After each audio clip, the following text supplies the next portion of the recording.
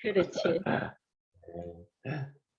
이거 뭐지? 이 회의는 기록되고 있습니다. 녹화된다는 것 같아요.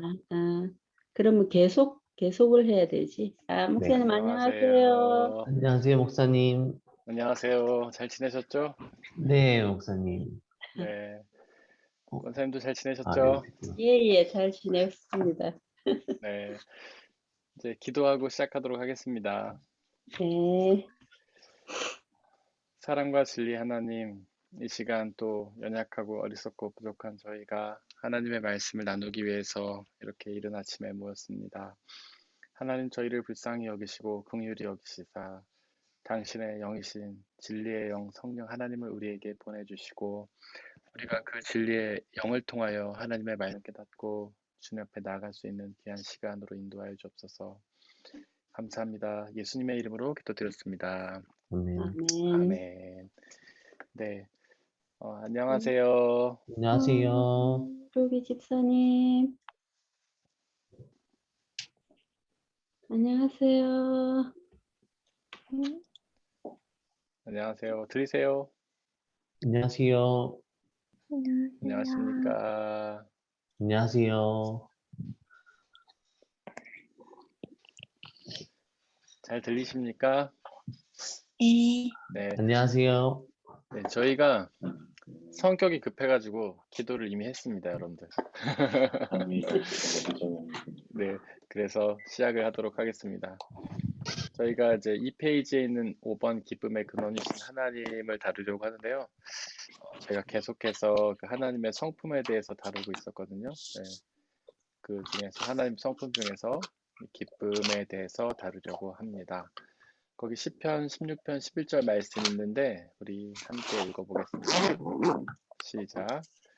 주님께서 몸소 생명의 길을 나에게 보여주시니 보여주시니 주님을 주님을 모시고 모시고 사는 사는 삶에 기쁨이 넘칩니다. 주님께서 내 오른쪽에 계시니 계시니 큰 이 큰 즐거움이 영원토록 이어질 이어질 것입니다. 10편, 16편, 11절 말씀. 아멘. 그 말씀에 보면은 주님을 모시고 사는 삶에 기쁨이 넘친다라고 되어 있습니다. 그리고 주님께서 내 오른쪽에 계시니 이 큰 즐거움이 영원토록 이어질 것입니다라고 되어 있죠. 근데 사실은 이 기쁨이라는 단어와 즐거움이라는 단어가 같은 말이거든요. 근데 한 번에서는 기쁨으로 번역하고 한 곳에서는 즐거움으로 번역한 이유에 대해서는 잘 모르겠습니다. 어쨌거나 같은 기쁨이라고 이해를 하시면 되고요. 주님을 모시고 사는 삶이 기쁨이다. 그리고 여기서 오른쪽이라는 것은 성경에서 항상 오른쪽은 힘을 상징하는 거예요. 어떤 권위를 상징하고 대부분은 오른손잡이가 많지 않습니까? 그리고 한국 같은 경우에 옛날에는 이제 왼손잡이가 있어도 오른손으로 뭔가 하라고 강요를 받았죠. 그러니까 오른손이 뭔가 그 힘을 가진 자리이기 때문에 그런 거거든요. 그러니까 주님께서 나의 힘이 되어 주신다 이런 뜻이에요. 주님을 모시고 삶이 기쁨이 넘치는 이유는 주님께서 나의 힘이 되어 주시고 그리고 그 기쁨은 영원토록 이어진다라는 것이죠. 항상 기쁘다.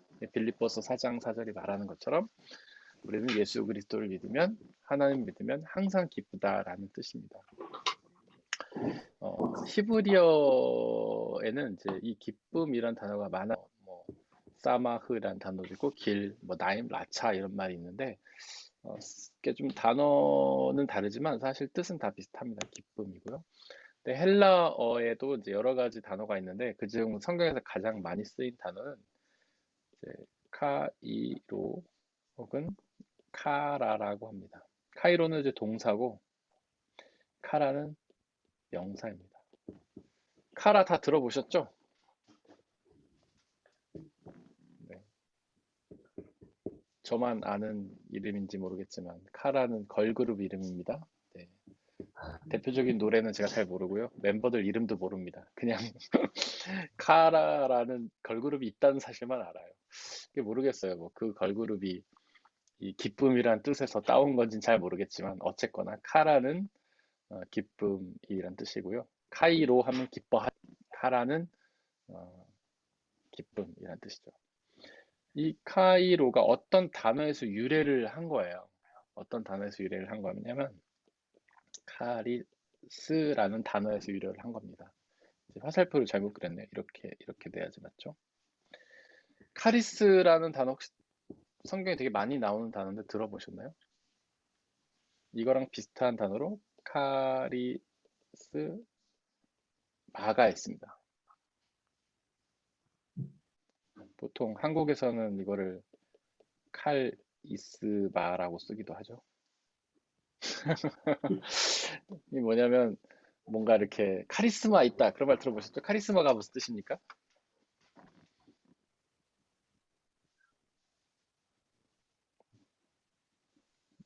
혹시 처음 들어보시는 건 아니죠?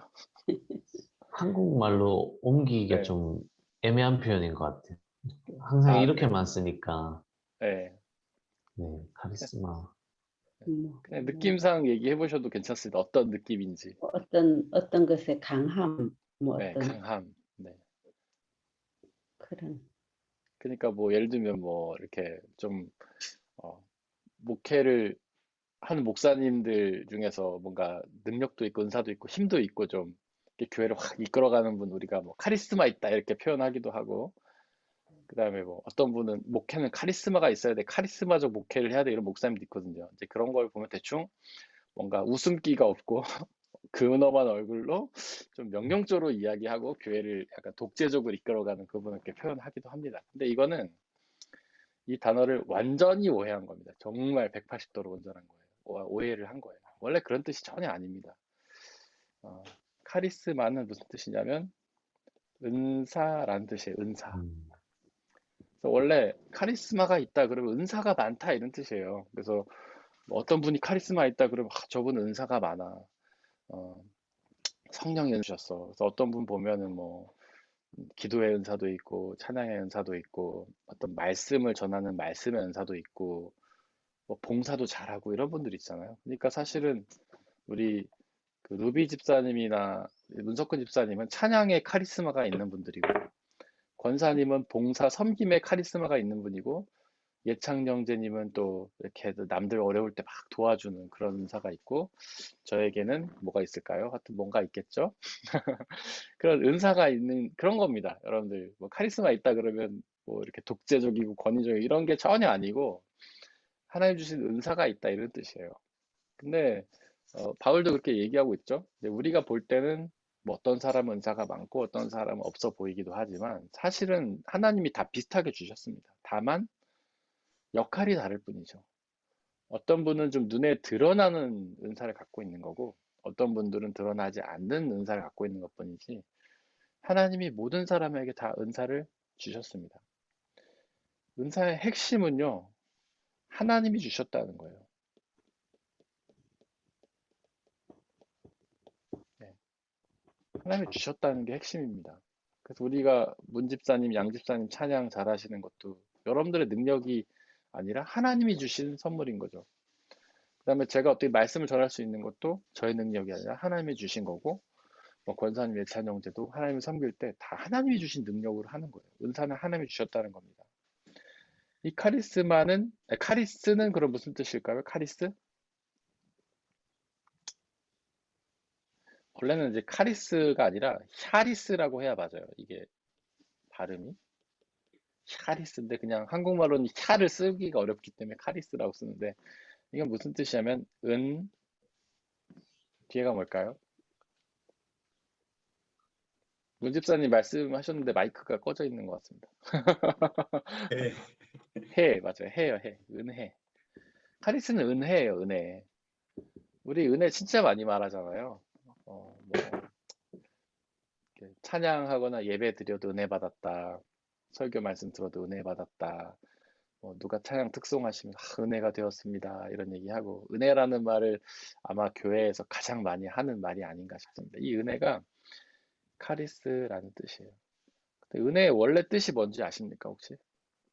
은혜의 그 문자적인 의미, 은혜라는 단어, 이 하리스의 문자적인 의미.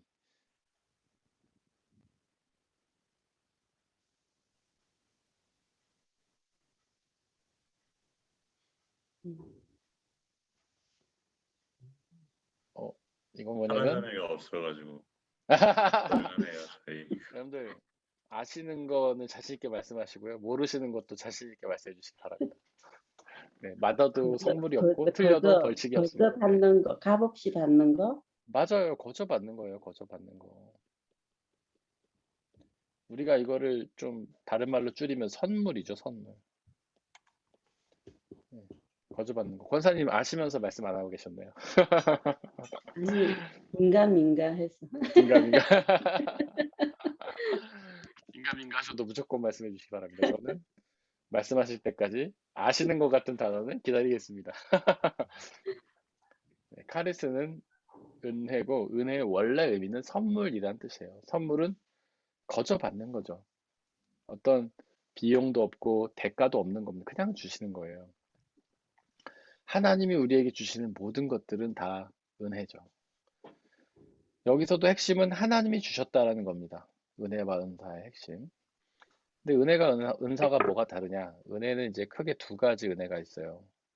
일반 은혜와 특별 은혜. 혹시 제가 이걸 여러 번 말씀드린 적 있는데 기억하십니까? 일반 은혜는 어떤 은혜인지 혹시 기억하세요? 일반은에는 이 비 네. 오고 햇빛이 네, 이 자연 네, 맞습니다. 그러니까 하나님이 자연을 통해서 주시는 은혜인데 일반 은혜의 이제 의미는 뭐냐면 하나님이 모든 사람에게 공평하게 주시는 은혜라는 거예요. 그러니까 믿는 사람이든 믿지 않는 사람이든 상관없이 모두에게 주시는 거예요. 그래서 우리가 예수님을 믿던 안 믿던 다 어떤 자연의 혜택을 누리지 않습니까? 햇빛이 주는 은혜를 누리고 비가 주는 은혜를 누리고 그 만들어내는 어떤 자연을 통한 식물, 뭐 음식들 이런 것 저희가 다 누리잖아요. 믿는 사람, 믿지 않는 사람들은. 그러니까 일반 은혜는 하나님이 모든 사람에게 주시는 은혜예요. 근데 사실은 요즘에는 사람들이 그런 걸 잘 은혜라고 느끼지 못한 이유가 뭐냐면 이 자본주의 시장 경제 체제 때문인 것 같습니다. 그래서 우리는 모두가 다 열심히 일을 해서 돈을 벌고 그 돈으로 다 사 먹죠. 마트 가서 야채도 사 먹고 과일도 사 먹고 고기도 사 먹고 과자도 사 먹고 다 사 먹잖아요. 그러다 보니까 이거를 어떤 하나님 주시는 은혜라고 생각하기보다는 내가 일해서 얻은 뭐 정당한 대가라고 생각하는 거예요. 그래서 그런 걸 먹을 때마다 우리는 하나님 앞에 감사하는 마음을 갖기보다는 이제 스스로에게 만족감을 누리는 거죠. 아, 내가 열심히 일해서 오늘도 맛있는 걸 먹는구나. 그러니까 이런 어떤 시장 경제 체제가 점점 나 중심적으로 되어 가는 겁니다. 근데 사실은 마트에서 그런 걸 팔긴 팔지만 이게 하나님이 주시지 않았다면 우리가 얻을 수 있겠습니까? 홍수가 나거나 가뭄이 나거나 이러면은 우리는 아무것도 얻을 수 없잖아요. 쌀 한 톨도 얻을 수 없잖아요. 뭐 지금은 그래도 과학기술이 어느 정도 발달해서 그래도 뭐 그런 일이 별로 없긴 하지만 그래도 가끔씩 파동이라는 게 났잖아요. 뭐 배추 파동 나면 김치값 치솟고 닭 이렇게 무슨 조류독감 걸려서 싹 죽으면은 닭값 뭐 삼겹살 오르고 막 돼지고기 구제역 걸리면 돼지값 오르고 이런 것들 보면은 사람이 아무리 노력해도 하나님의 은혜가 없다면 우린 그런 것들 누릴 수 없다는 거예요. 비록 우리가 마트 가서 그걸 살지라도 어쨌든 돈도 하나님이 주시는 것이고 그 물건도 하나님이 주시는 것이고 결국 은혜가 아니었다면 우리는 그런 걸 누릴 수가 없다는 것입니다. 그래서 일반 은혜를 기억하는 건 굉장히 중요합니다. 우리가 지난번에 그 피조물, 뭐 자연 얘기하면서도 그런 얘기 나눴지만 하나님이 주시는 것들에 대해서 우리가 늘 기억하고 감사하는 마음을 가져야 되는 거예요. 그래서 길거리 나가서 햇볕을 보면서 광합성을 하면서도 하나님 은혜에 감사하다. 그다음에 비가 내리면 비를 맞으면서도 하나님의 은혜에 감사하다. 그런 것이죠. 하나님이 주시는 건 다 은혜인 겁니다. 코로나는 은혜일까요? 아닐까요?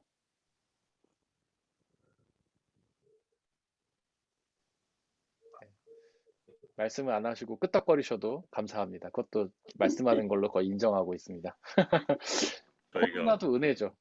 네. 고양이가 계속 왔다 갔다 아, 하셔가지고 그래서 예. 음성어를 부득이하게 괜찮습니다. 네. 죄송합니다. 아니, 전혀 뭐 신경 안 쓰셔도 되고요. 저는 클라라와 우리의 목소리도 좋아하지만 신경 쓰셔서 꺼주시는 것도 감사합니다. 하나님의 모든 은혜에 감사합니다. 네. 코로나도 은혜죠. 네. 하나님이 주시는 거라는 거죠. 저희가 이제 욥기를 통해서 계속 보지만 우리는 좋은 것만 은혜라고 생각하는 오류에 빠집니다. 네. 내가 나한테만 좋은 거, 나한테 좋으면 은혜고 나한테 나쁘면 은혜가 아니야. 이렇게 생각하죠. 그러나 그렇지 않아요. 세상의 주권자는 하나님 한 분이세요. 만약에 코로나가 하나님이 주신 은혜가 아니라고 얘기한다면 코로나를 주는 다른 주권자가 또 있다는 얘기예요. 예를 들면 코로나가 사탄이 준 거야 이렇게 얘기해버리면 사탄도 주권자라고 인정을 해버리는 겁니다. 거의 사탄을 하나님급으로 올려버리는 죄에 빠지게 되는 거예요. 코로나도 하나님의 은혜입니다. 비록 어떤 사람에겐 고통이고 슬픔이고 아픔이겠지만 결국 하나님은 그 모든 것들을 합력해서 당신의 뜻을 이루어 가시기 때문에 하나님의 은혜예요. 코로나 사태를 겪으면서 이게 지금 거의 잘은 몰라도 인간적인 생각으로는 거의 이제 마무리가 되어가는 시점처럼 보입니다. 모르겠어요. 어떻게 이게 전개가 될지 모르지만 아직까지는 뭐 백신도 나오고 뭐 치료제도 나온다 하고 그리고 제 주변에도 제 가까운 지인들 중에도 걸린 사람이 많은데 다들 그렇게 그러니까 처음에는 저희가 되게 긴장을 했잖아요. 코로나 걸리면 다 죽는다 생각하고 막 그랬는데 생각보다는 뭐 독감 정도 수준으로 앓는 사람도 꽤 많더라고요. 제가 아는 분들은 다 독감 수준으로 앓고 다 낫습니다, 지금. 어쨌거나 지금 이 상황에서 코로나 사태를 겪으면서 이제 세상이 완전히 많이 변했죠, 굉장히. 뭐 대면, 비대면 그런 것들은 빙상의 일각인 것 같고 어떤 경제 구조도 굉장히 변했습니다. 뭐 최근에 보니까 옛날에는 석유 중심이었고 어떤 환경에 사람들이 말로는 관심 있었지만 실제로 관심 별로 없었는데 지금은 진짜 뼈저리게 느끼잖아요. 환경이 제일 중요하다라는 거는. 그래서 지금 세계적으로 어떤 대체 에너지, 재생 에너지가 굉장히 화두에 올랐고 그러면서 옛날에는 이제 산유국들이 어떤 부자의 대열에 오르면서 굉장히 그들이 이제 어떤 세계 경제적인 패권을 장악을 하고 있었고 기름을 많이 가진 사람들이 가진 나라들이 어떤 세계 경제를 흐름을 잡고 그래서 미국이나 이런 나라들도 어떤 유저를 계속해서 사들이고 막 그런 상황이었는데 지금 이 코로나 사태를 겪으면서 이게 완전히 환경 중심으로 가면서 지금은 뭐 재생에너지, 뭐 바람, 전기 자동차 이런 게 굉장히 중요해졌잖아요. 그러면서 이제 세계의 패권을 가진 사람들이 석유를 가진 사람들이 아니라 어떤 그 백신을 개발할 수 일단 1차적으로는 의료적으로 굉장히 발달한 나라들 그리고 백신보다는 그 재생에너지 쪽 뭐 배터리나 이런 것 쪽의 기술을 가진 나라들이 좀 등장하고 그런 시대가 오지 않았습니까? 근데 그런 걸 보면 뭐 앞으로 어떻게 전개될지 더 봐야겠지만 하나님이 분명히 이 코로나를 통해서 이 세계를 바꾸신다라는 거죠. 역사적으로 보면은 전염병들이 세계를 바꾼 경우가 굉장히 많았습니다. 중세 시대를 무너뜨렸던 흑사병이라고 얘기하지 않습니까? 어, 그때 그 중세는요, 교회가 모든 권력을 장악하던 시기잖아요, 유럽에서. 근데 그때 흑사병 때문에 이 신부님들이 되게 많이 돌아가셨습니다. 교인도 많이 돌아가시고. 그러면서 교회의 권위를 장악하고 또 사람들이 그 힘을 잃어버린 거예요. 그리고 이제 새롭게 어떤 돈을 가진 사람들이 등장하고 이러면서 권력이 교회가 아닌 상인들에게 넘어가는 이런 일이 벌어졌죠. 그래서 보면 그것도 하나님의 은혜라고 말할 수 있을 겁니다. 물론 그 일을 통해서 어려움 당하신 분들에게는 마음이 아프고 애도를 표하지만 어쨌거나 하나님은 그를 통해서 당신 뜻을 이루어 가신다라는 사실이에요. 그래서 우리가 좋은 일이든 우리에게 나쁜 일이든 지금 여러분들에게 경험되는 일들 중에서 좋은 일도 있고 나쁜 일도 있을 거 아닌가? 그러나 하나님은 결국 그 모든 것들이 결국 하나님의 은혜고 하나님은 그런 것들을 통해서 당신의 뜻을 이루어 가신다라는 사실인 것이죠. 물론 딱 받아들이긴 쉽지 않겠지만 그래도 그렇게 믿고 의지하며 나가다 보면 시간이 흐르면 하나님의 뜻을 이제 깨닫게 될 거라고 생각합니다. 이게 일반 은혜고요. 특별 은혜는 뭘까요? 그럼 특별 은혜? 구원. 구원이요? 네, 맞습니다. 그 권사님 말씀하신 대로 구원이에요. 특별 은혜는 예수님을 믿는 사람에게만 주시는 은혜입니다. 혹은 하나님을 믿는 사람에게만 주시는 특별한 은혜죠. 그것을 구원이라고 할 수 있겠죠. 다른 말로 뭐 영생이라고도 할 수 있겠고 하나님라고도 할 수 있을 겁니다. 다 같은 뜻입니다. 구원을 얻으면 영원한 생명을 누리기 때문에 같은 뜻이고 또 하나님 나라에 들어가기 때문에 같은 뜻이죠. 이것이 특별 은혜예요. 은혜의 핵심은 하나님이 주신다라는 것입니다. 이게 이제 카리스와 카리스마에 있는 뜻이고요. 그렇다면 이 카이로, 카라, 기쁨이라는 단어가 카리스와 카리스마에서 왔다고 제가 말씀드렸죠? 그렇다면 이 기쁨은 어떤 기쁨일까요?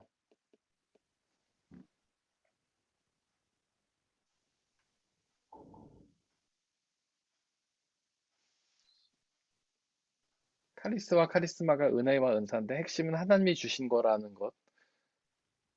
제가 은사를 설명을 안 드렸네요. 은혜는 그런 것이고 은사는 뭐냐면 하나님 주시는 건데 섬기라고 주시는 게 은사입니다. 그래서 뭐 찬양의 은사 그런 건 하나님이 섬기라고 주시는 거죠. 그래서 뭐 노래 잘하는 사람들이 그거 가지고 이제 뭐 생업을 유지하고 돈 벌고 그런 거 좋은데 어쨌든 하나님을 주신 거라고 기억을 하면 하나님을 위해서 반드시 써야 된다는 겁니다. 이게 은사예요. 핵심은 하여튼 은혜와 은사는 하나님이 주셨다는 게 핵심이에요. 그리고 이 카리스와 카리스마에서 기쁨이라는 카이로와 카라가 왔잖아요. 그럼 이 기쁨은 어떤 특징을 가지겠습니까? 하나님의 은혜, 하나님 주신 걸 네, 기억하고 네, 감사하고 뭐 네, 기뻐하는 거 아닐까 싶어요. 맞습니다. 기쁨은 하나님이 주시는 기쁨이라는 게 핵심이에요. 하나님이 주시는 기쁨.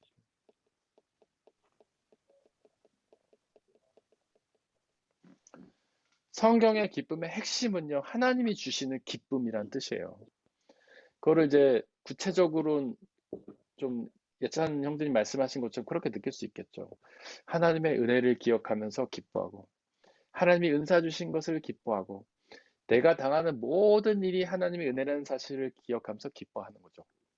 그래서 좋은 일을 만나면, 하나님이 내가 좋아하는 거 주셨구나. 감사하다. 기쁘다. 이렇게 기뻐하고, 만약에 좋지 않은 것을 내가 좋지 않은 상황 가운데 있고 내가 생각할 때 좋지 않은 은혜를 받았다면 야, 이걸 통해서 하나님의 역사를 이루시겠구나 라고 생각하면서 기뻐하고 그런 것이죠. 핵심은 하나님이 주신 기쁨이라는 겁니다. 빌립보서 4장 4절에 항상 기뻐하라라는 명령 있죠.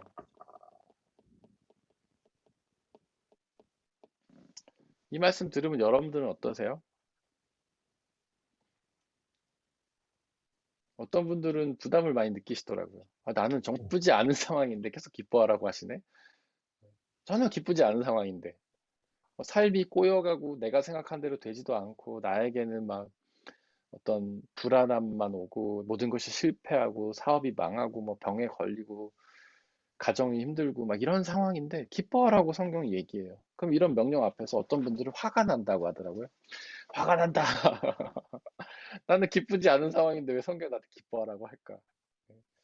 기쁨이 아니라 오히려 화가 나는 그런 분도 계시고 그리고 뭐 어떤 분들은 너무 이제 어, 성경이 너무 현실과 동떨어진 게 아니냐. 우리 일상은 너무나 어렵고 치열한데, 우리의 삶은 너무나 괴로운데 뭘 성경 우리에게 기뻐하라고 하냐, 막 이런 얘기하는 분도 있는데, 이 항상 기뻐하라는 말씀의 핵심은요, 주님 안에 거하라는 뜻입니다. 하나님의 은혜에 집중하라라는 거예요. 하나님한테 몰입하라라는 뜻입니다. 그래야 그분이 주시는 기쁨을 받아 누릴 수 있기 때문에 그래요. 우리는 기쁨을 만들어낼 수 없어요. 이런 말씀을 들을 때마다 어떤 분들은 뭐 나는 기쁘다 스스로 되뇌이면서 거울을 보고 막 웃는 연습하고 이런 분도 계시다고 합니다. 마음속에 긍정적인 마인드 줘야지. 나는 기쁘다. 막 얘기하면서 하루에 뭐 1000번을 외치고 10,000번을 외치면 기뻐진다고 얘기하는 분도 계십니다. 이거는 그런 말이 아니에요. 제가 여기 말 써놨죠. 기쁨의 근원이신 하나님. 기쁨의 근원이신 하나님, 하나님이 기쁨의 근원이란 이유는 오직 우리는 하나님을 통해서만 기쁨을 받을 수 있다는 거예요. 하나님이 기쁨을 주실 때만 기뻐할 수 있다는 얘기입니다. 주님을 모시고 살 때만 기뻐할 수 있다는 얘기예요. 스스로 아무리 노력해도 기쁨 얻을 수 없어요. 인간에게는 기쁨의 능력이 없습니다. 기쁨의 근원이 아니에요. 우리가 하는 그 모든 노력에서 우리는 기쁨을 얻을 수 없어요. 스스로 기뻐하다고 1000번을 10,000번을 외치든 순간은 뭐 약간 기쁜 듯 느낌 들 수 있겠지만 그 기쁨이 사라지죠. 많은 사람들은 기쁨을 가지려고 엄청난 노력을 합니다. 기쁨을 가지기 위해 취미를 가지기도 하고 여행을 가기도 하고 오락을 하기도 하고 그리고 뭐 사람을 사귀기도 하고 연애를 하기도 하고 결혼을 하기도 합니다. 근데 기쁜가요? 예찬이나 저나 요즘 테니스 많이 치는데 테니스 치면 기쁩니까? 화날 때가 더 많은 것 그죠? 같아요. 이게 참 신기한 게, 기쁘려고 운동을 했는데, 안 맞으면 더 화가 나는, 기쁨이 없어요. 막 끝나고 나면, 아유, 그걸 내가 왜 그렇게 네. 쳤을까? 좀만 살살 치면 홈런이 안 됐을 텐데, 막 이렇게 얘기 듣고. 감정 그때, 기복이 제일 심한 운동인가? 그러니까요. 이게 운동하려고 기뻐했는데 전혀 기쁘지 않아요. 오락이나 게임을 하면 기쁠까요? 글쎄요. 저는 뭐 게임 원래 별로 좋지 않지만 해본 적은 있습니다. 대학 다닐 때 친구들하고. 근데 뭐 잘 못해서 그런 거기도 하지만 하면 기쁘지가 않아요. 근데 끝나고 나면 너무 피곤합니다. 머리도 멍하고 어지럽고. 사람은 쉬려고 게임을 하는데 하고 나면 더 괴롭습니다. 뭐 드라마나 영화 이런 것도 마찬가지도. 기쁘려고 보는데 여러분들 요즘 드라마, 영화 이런 거 보면 기쁜가요? 저는 뭐 원래 영화도 잘 안 보는데 최근에 뭐 최근까지는 아니고 얼마 전에 이렇게 한국 영화 몇 번 틀었다 끈 적이 진짜 많아요. 한국 영화 왜 이렇게 잔인합니까? 뭐 욕은 기본이고 뭐 자르고 베고 막 피가 막 난자하고 뭐 이거 보면 기쁘지 않아요. 막 전혀 너무 슬프고. 그다음에 이제 저는 이제 아내랑 원래 제가 드라마 전혀 안 봤었는데 이제 외국에 나와 살면서 드라마를 한 편씩 보게 됐어요. 왜냐면 처음에 한 2, 3년 지나다 보니까 한국이 되게 그립더라고요. 근데 뭐 볼 수 있는 방법이 없지 않습니까? 그래서 맨 처음 보기 시작한 게 1박 2일이었어요. 한국에 1박 2일 뭔지 아시죠? 1박 2일 동안 이렇게 연예인들이 어디 가가지고 뭐 캠핑도 하고 뭐 게임도 하고 그러잖아요. 근데 그 자연이 너무 좋은 거예요. 제가 처음에 이제 미국에 한 3년 살았지 않습니까? 근데 미국은 사막이어가지고 한국적인 자연 그런 게 전혀 없으니까 한 2년쯤 지나니까 그게 너무 그리운 거예요. 한국의 뭐 물, 뭐 산 이런 게. 그래서 1박 2일을 보기 시작해서 이제 아내랑 하루 종일 서로 각자의 삶을 바쁘게 살다가 1시간 그거 같이 보면서 수다 떨고 이게 이제 취미가 돼서 지금도 그렇게 하는데 근데 드라마도요 보다 보면 재밌을 때도 있는데 안 재밌을 때가 더 많아요. 드라마를 보다 보면 흐름 있지 않습니까? 처음에 막 재밌게 가다가 중간에 갈등이 나옵니다. 막 서로 말도 안 되게 막 응? 이성이 서로 말도 안 되게 서로 갈등을 일으키고 막 그러다가 막판에 갑자기 해결되고 그런 거 보면 어느 순간에는 약간 답답하기도 하고 막 그러기도 하고 근데 전혀 기쁘지가 않다는 거예요. 우리가 기쁘려고 하는 그 모든 행동이 기쁘지 않아요. 우리 권사님 여행 종종 가시지만 여행이 기쁩니까? 기쁠 때도 있고 안 기쁠 때도 있고. 그쵸? 우리가 막 여행 너무 가고 싶어서 계획해서 막상 떠나면 거의 한 뭐라고 해요. 에이, 집 떠나면 고생이다. 집이 제일 좋다. 뭐 이런 얘기 하잖아요. 그래서 어떤 분들은 여행은 집이 좋다는 걸 알려고 간다. 뭐 이런 얘기 하는 사람도 있고. 그렇다는 거죠. 우리가 하는 그 모든 행동이 기쁘지 않다는 거예요. 기쁘려고 연애도 하고 결혼도 합니다. 근데 정말 그런가요? 연애와 결혼이 기쁩니까? 예찬 형제님, 결혼 생활하면 마냥 기쁩니까? 좋은 게 많아지는 것처럼 힘든 네, 것도 많아지는 것 같고, 네, 네. 같이 커지는 것 같아요. 그러니까요. 지금 아내가 여기 없으니까 제가 물어보는 거예요. 네. 있어도 얘기할 수 있는데, 좀 더 자신 있게 얘기할 수 있습니다. 그러니까요. 저도 마찬가지예요. 결혼 전에 물론 결혼 전에 얻지 못했던 것도 뭐 행복한 건 맞지만, 결혼 전에 누리지 못했던, 그러니까 누렸던 것도 잃게 되는 것 같아요. 특히 이제 남자들은 좀 이렇게 자유를 좀 다들 좋아하는 편인데, 결혼하면 약간, 뭐 그게 얽매인다는 표현이 어떨지 몰라도, 그래도 완전 내 맘대로 살지 못하잖아요. 그런 게 약간 답답하기도 하고 힘들기도 하고, 그런 자유가 갈구하게 되기도 하고 그런 것 같습니다. 어쨌든 핵심은 인간이 만들어내는 그 모든 것 속에서 기쁨을 얻을 수 없다는 거죠.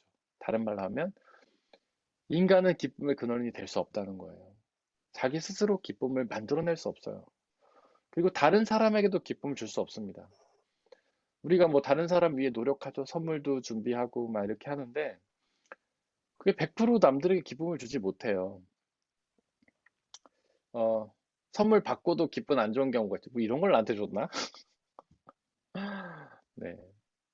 물론 감사하는 마음을 가져야 정상이지만 우리가 남을 위해서 만들어내는 그 어떤 모든 것들이 기쁨이 되지 못한다는 거예요. 뭐 예를 들어서 우리가 누굴 도와줘야지 하고 선을 베풀었는데 그 사람에게 오히려 부담이 되는 경우도 있고 그렇지 않습니까? 그러니까 우리는 기쁨을 낼 수가 없다는 거예요. 오직 기쁨의 근원은 하나님이시다. 우리가 하나님을 모시고 살 때, 주님과 함께 있을 때 기뻐할 수 있다. 항상 기뻐하라는 명령은 바로 항상 주님 안에 있어라. 주님을 에게 집중하고 주 하나님과 함께 살아라. 이런 뜻이라는 말씀입니다. 제가 아까 카리스와 카리스마가 은혜라는 단어, 하나님 주신 것이라고 말씀드렸고, 거기서 기쁨이 왔다라고 얘기했어요. 여기서 온 또 다른 단어가 하나 있습니다. 그건 뭐냐면, 유카리스티아라는 단어예요. 유카리스티아. 이 카리스, 카리을이 다 공통적으로 들어가죠. 카리을. 여기도 카리스가 들어가죠. 이 유카리스티아가 무슨 단어냐면요. 감사라는 뜻이에요. 감사.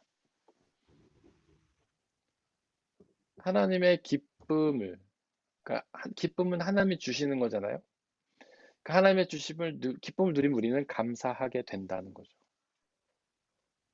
그러니까 감사도 우리는 명령처럼 생각합니다. 에이, 감사해야지. 그래서 하나도 안 감사한데 맨날 감사하다고 얘기하고 막 그러잖아요. 근데 이 감사할 수 있는 이유는 뭐냐면 모든 것이 하나님이 주신다는 사실을 알면 우리는 감사하게 되는 거예요. 모든 것을 하나님이 주신다는 걸 알면은 거기서 기쁘게 되고 감사하게 된다는 거죠. 우리가 좋은 것을 받았어요? 그러면 당연히 기뻐하고 감사하죠. 내가 간절히 원하던 것, 나를 이롭게 하고 유익하게 하고 정말 행복한 걸 받으면 당연히 기쁘고 감사하죠.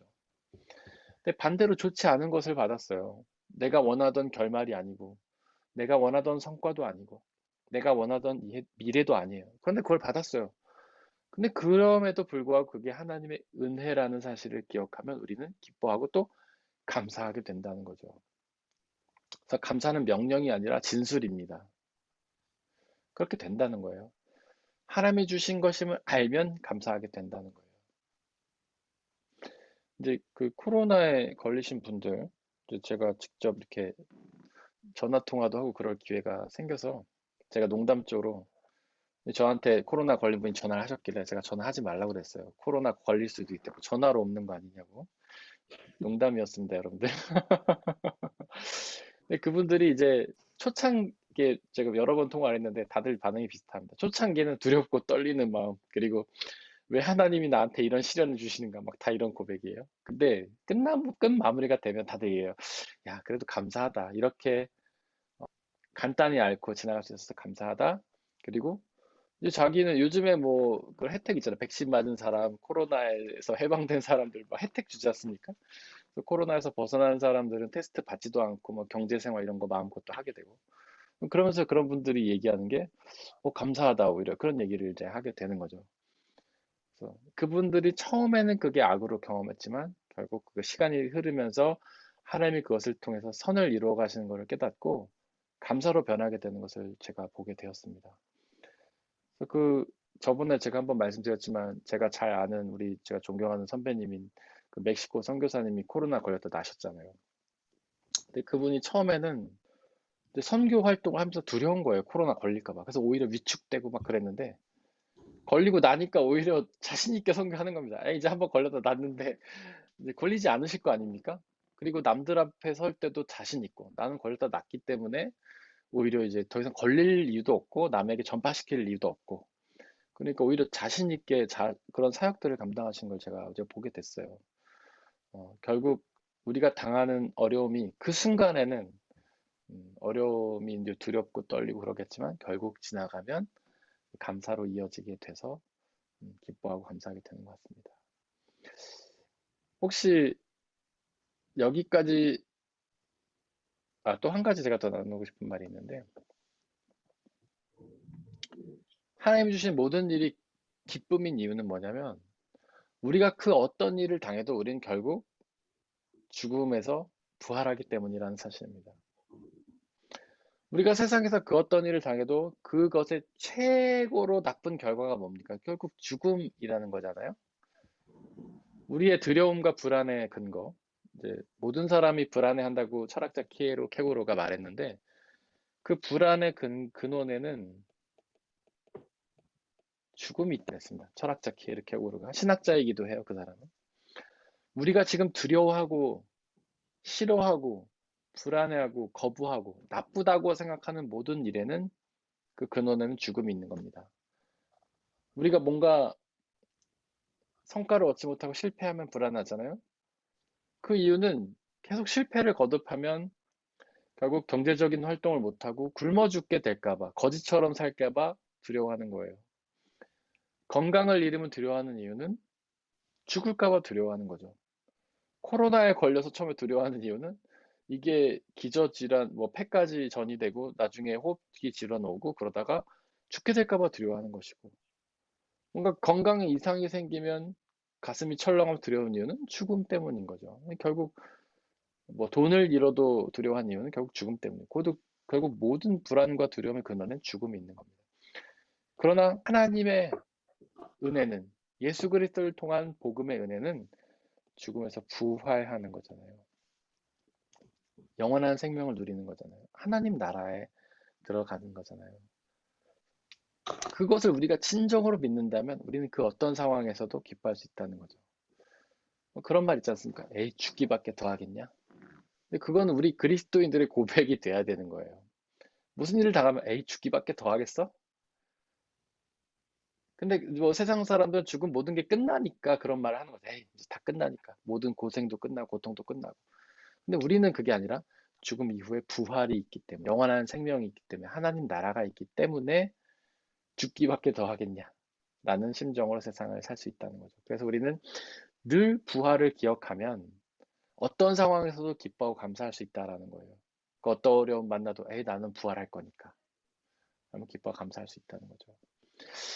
혹시 여기까지 이제 기쁨에 대해서 제가 이야기를 했는데요. 혹시 기쁨에 대해서 질문이 있거나 나누고 싶은 게 있으실까요? 그 기쁨에 대해서는 여러분들도 삶 속에서 경험해 본 적이 있으실 것 같아요. 어렵고 힘든 상황을 살다가 어떤 하나님 주신 은혜로 기뻐할 수 있는 상황, 그런 것도 나눠주셔도 좋을 것 같고요. 혹시 질문이나 나누고 싶은 게 있으실까요?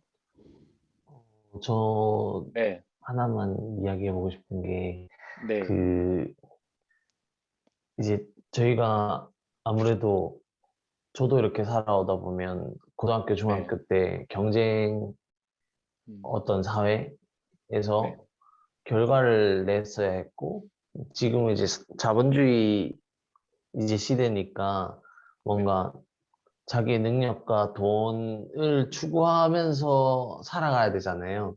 네, 거기에 대한 결과를 얻고 거기에 결과를 얻기 위해서는 계속 거기에 대한 생각을 또 해야 되는 부분이고 노력도 해야 되는 부분이고 네, 근데 이 부분이 사실 주님이 모시는 음, 삶과는 또 다른 되게 신앙인으로서의 약간 대척되는 삶인 것 같은 느낌 되게 많이 받는데 네, 어 이거를 뭔가 제가 은혜라고 생각하기에는 자꾸 어떤 결과가 좋게 나왔을 때 자꾸 은혜라고 생각을 하는 거예요. 그래서 네, 뭐 공부를 했는데 성적이 잘 나왔다. 그러면 네, 아, 이게 하나님의 은혜다. 아니면 뭐 나중에 지금 돈을 안 벌지만 나중에 돈을 벌게 됐을 때는 또 어떤 커리어적인 거에서 잘 됐을 때 아, 이게 또 하나님의 은혜다. 이렇게 생각을 할까 봐 네, 사실 저는 그런 생각을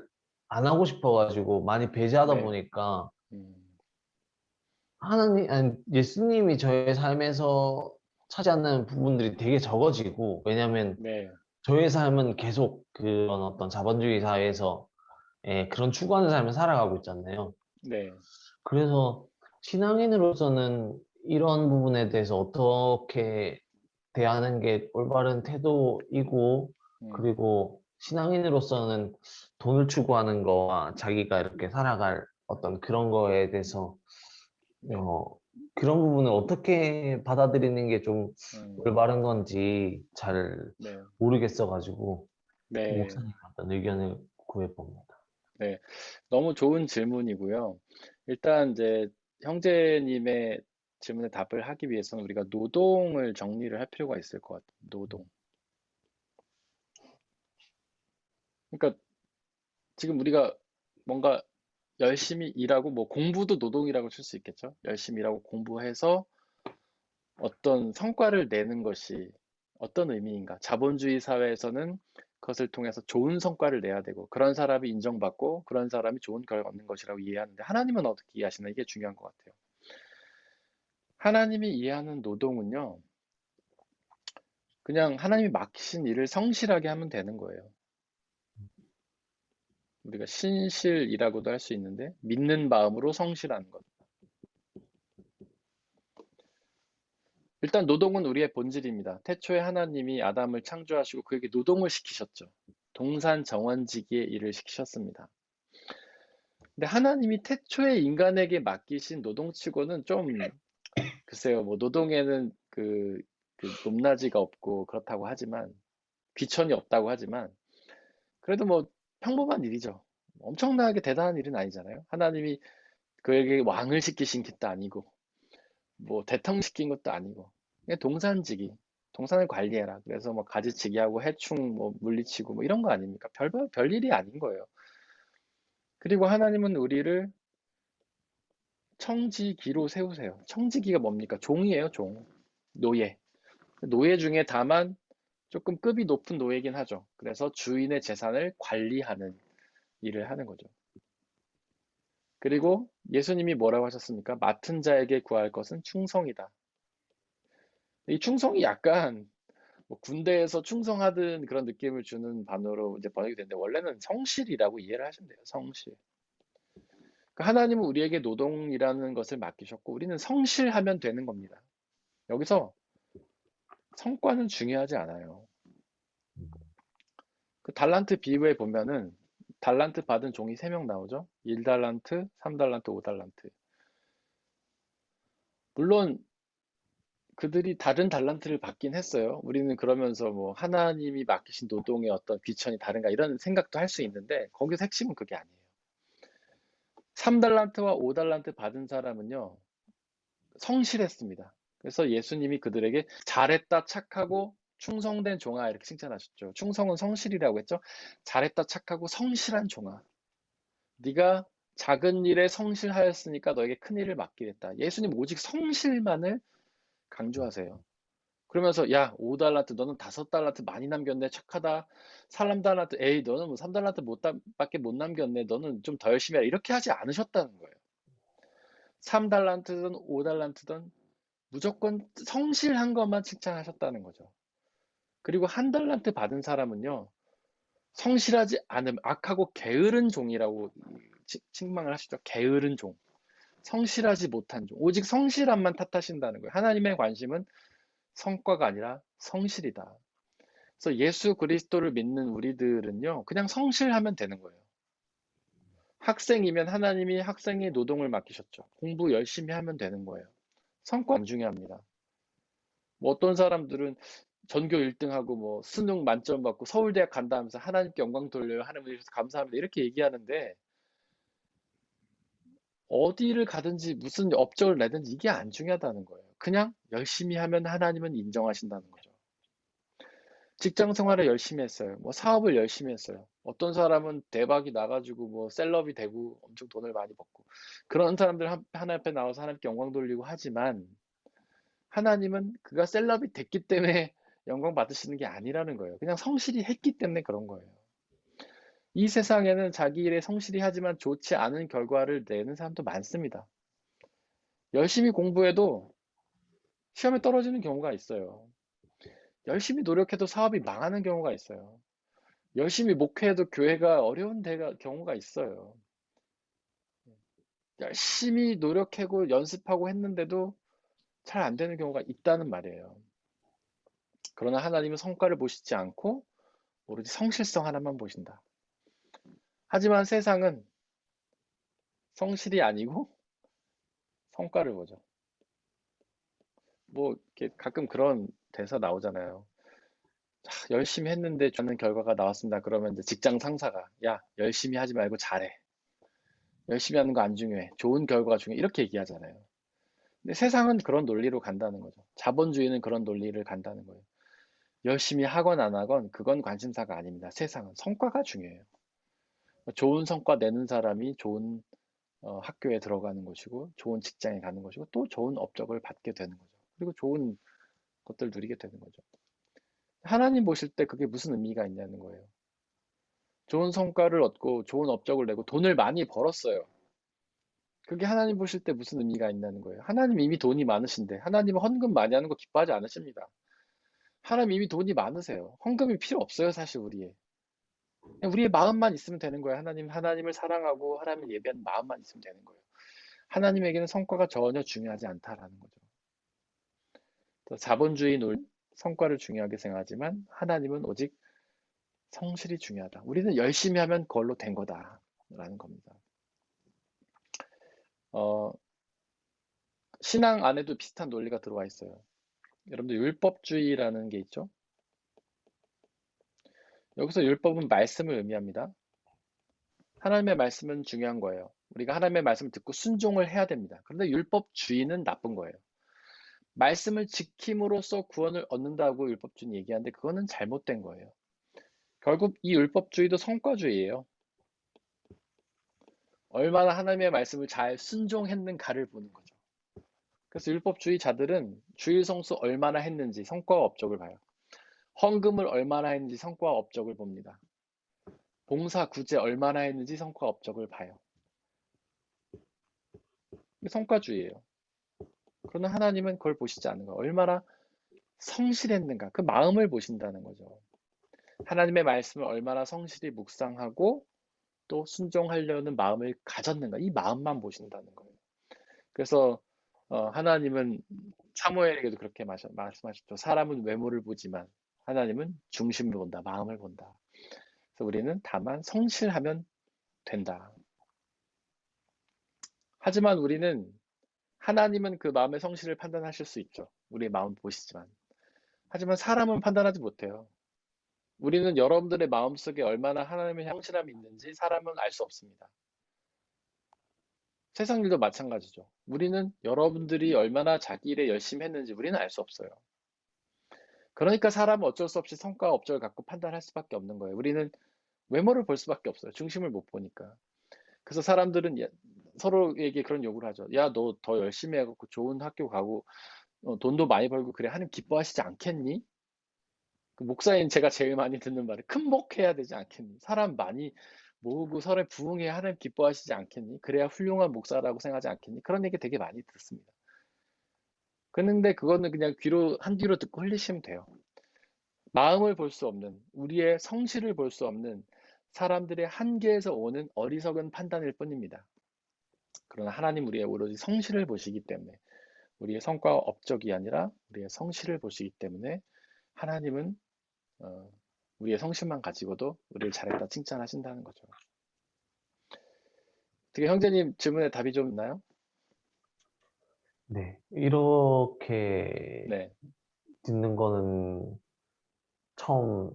거의 처음인 것 같아요. 뭐, 목사님이 늘 이런 이야기를 해주셨지만, 네, 이런 부분에 늘, 뭐, 달란트 이야기도, 제일, 달란트가 제일 충성된 종은 그 10달러 번 종이고, 두 번째가 두 번째, 네, 이제, 그런 식으로 배웠어가지고, 네, 교회에서도 배울 때 성과랑 뭐 이런 성실, 이런 구분 없이 네, 배웠었는데, 이건 되게 맞는 이야기고 저희 신앙인으로서 좀 늘 생각하고 가야 되는 부분인 것 같아요. 네. 감사합니다.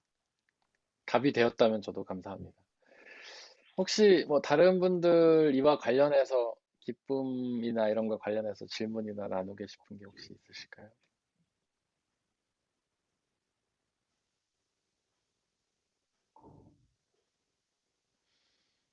네, 인생의 경험이 많으신 권사 여러 가지 일들을 겪으셨을 것 같은데 혹시 나눠주실 이야기 없으십니까? 그, 근데 이제 당장 네, 이렇게 어, 그 기뻐하지 못할 일들이 우리 살아가면서 많이 안 생깁니까? 당장 그렇죠. 당면했을 때는 네, 진짜 이 뭐 감사는 아예 생각도 음, 안 나고 그저 네, 이 하나님을 이 원망 왜 나에게 네, 왜라는 게 먼저 이래 붙는데 그게 좀 시간이 가면서 이제 네, 계속 이렇게 하나님을 떠나지 않고 주 네, 안에서 계속해서 기도하면서 생각해 볼 때는 네, 아, 그때 하나님이 참 정말 나에게 가장 좋은 그 기쁨을 주지 않은 그게 오히려 네, 나에게 지금의 기쁨이 더 크구나. 네, 이런 걸 저는 많이 느꼈습니다. 네. 네, 너무 이제 현실적으로 좋은 얘기를 해주셨는데요. 어떤 일을 당할 때 그 순간 기뻐할 수는 없죠. 우린 연약한 인간이니까. 아무래도 불안과 두려움이 엄습하는 거는 당연한 일인 것 같습니다.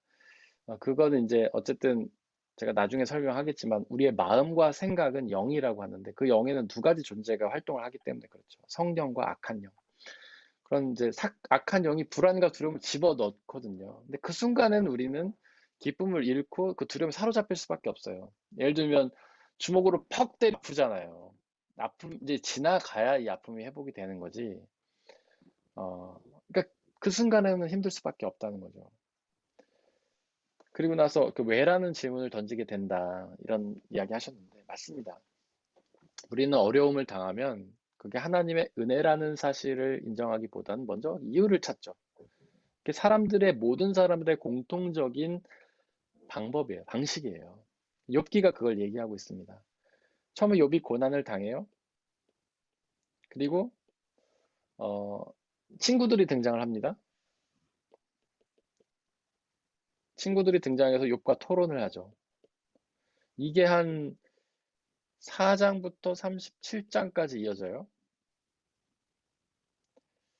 이 동안 토론하는데 이게 뭐냐면요. 이유를 찾는 거예요. 고난의 이유. 친구들은 계속해서 고난의 이유를 너의 죄 때문이야 라고 말을 해요. 욥은 나는 회개했으니까 아니야 라고 대답을 하고 그게 새 친구죠. 그 다음에 엘리후가 등장해서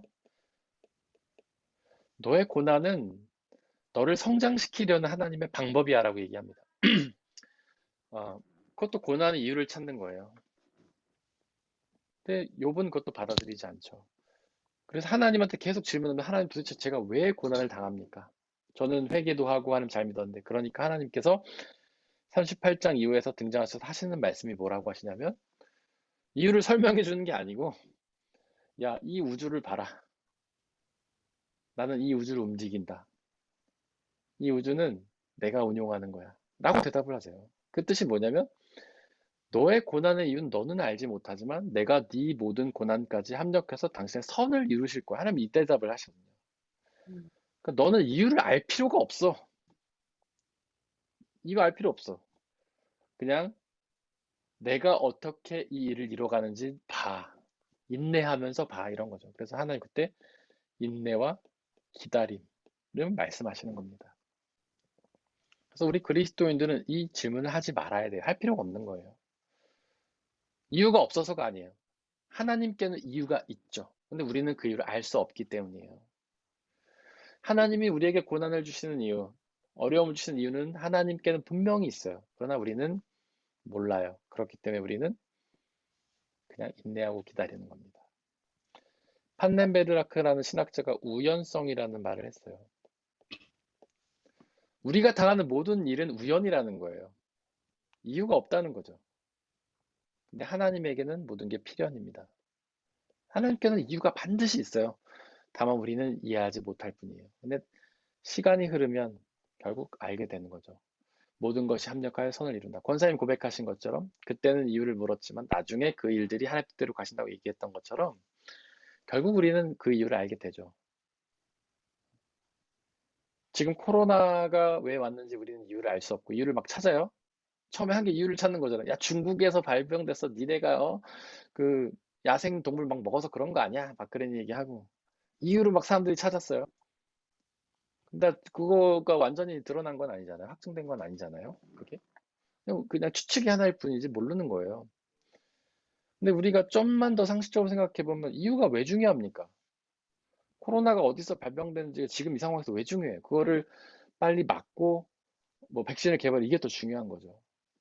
근데 지금은 알죠, 우리가. 어느 정도는. 아, 하나님께서 이렇게 세상을 변화시키시고, 어, 그 전문 용어로 패러다임을 변화시키시려고 이런 일들을 주셨구나. 하나님 뜻을 이루어 가시는구나, 라는 사실을 어느 정도는 알게 되는 거죠. 여러분들, 예수님이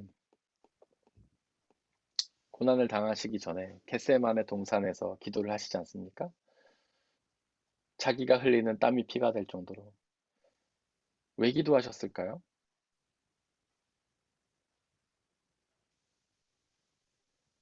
거기서 그러죠. 이 고난을 가능하시다면 이 고난을 제게서 옮겨 주시옵소서. 그 얘기는 왜 나오냐면 예수님은 그 고난 이유를 잘 몰랐던 거예요. 자기가 십자가 지실지 예수님이 모르셨던 거예요.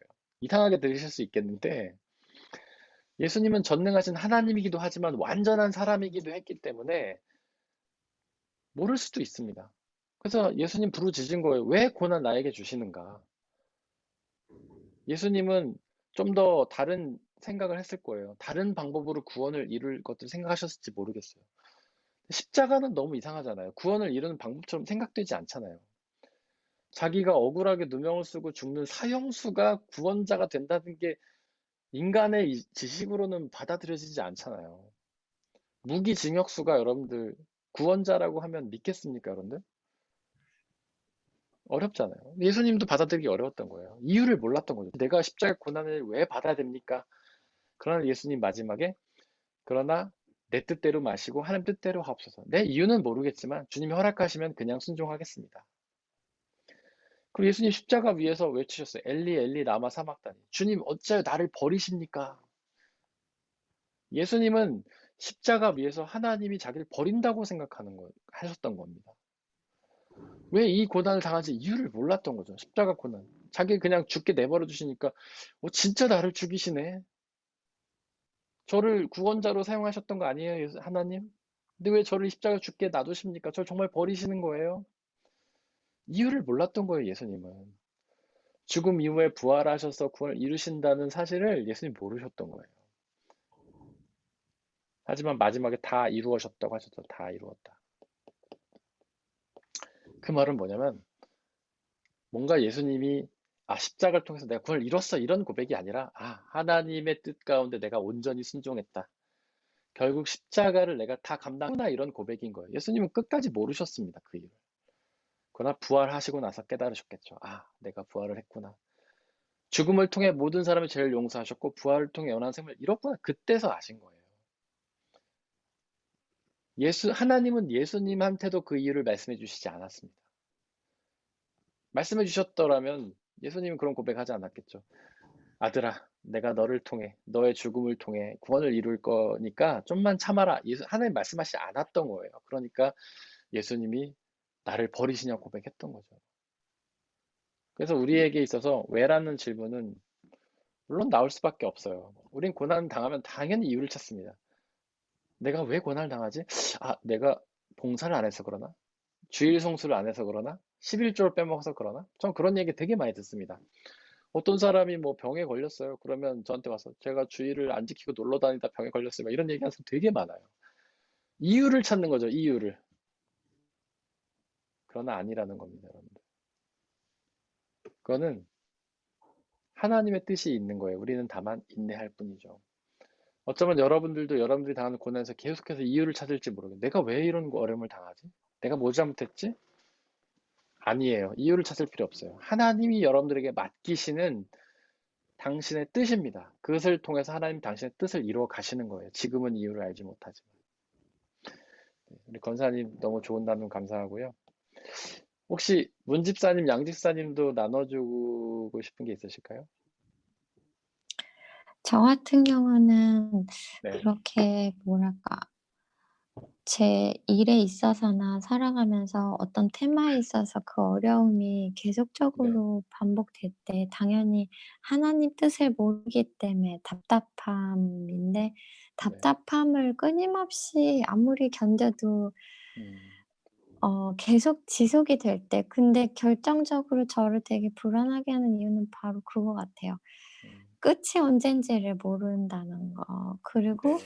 끝이 과연 있을지 없을지도 모른다는 거기 막막함에서 오는 불안함과 답답함과 그래서 저는 오히려 '하느님 왜 저한테 이런 일이 있나요?' 보다는 네. '언제까지요?' 를 되게 자주 묻는 것 같아요. 왜냐면 저는 네. 되게 바보 같은 구석이 있어서 막 저한테 들어오는 좋은 일 나쁜 일을 다 받아들이는 이상한 습성이 있어요. 그래서 "왜요? 왜요?" 그렇게 안 물어보고 음. 힘들긴 하니까 "언제까지입니까?" 라는 아. 질문을 음. 굉장히 많이 하는데 음. 그것 또한 지금 계속 여러분들의 말씀을 들으면서 드는 생각이 네. 끝은 당연히 보이지 않고 끝이 있을지도 확실하지 않지만 네. 아 저의 사람의 생각으로 만약에 뭐 독일에서 내가 노래를 공부했으면 이런 가능성이 있지. 근데 그게 아무리 기다려도 그 길이 열리지 않았을 때 네.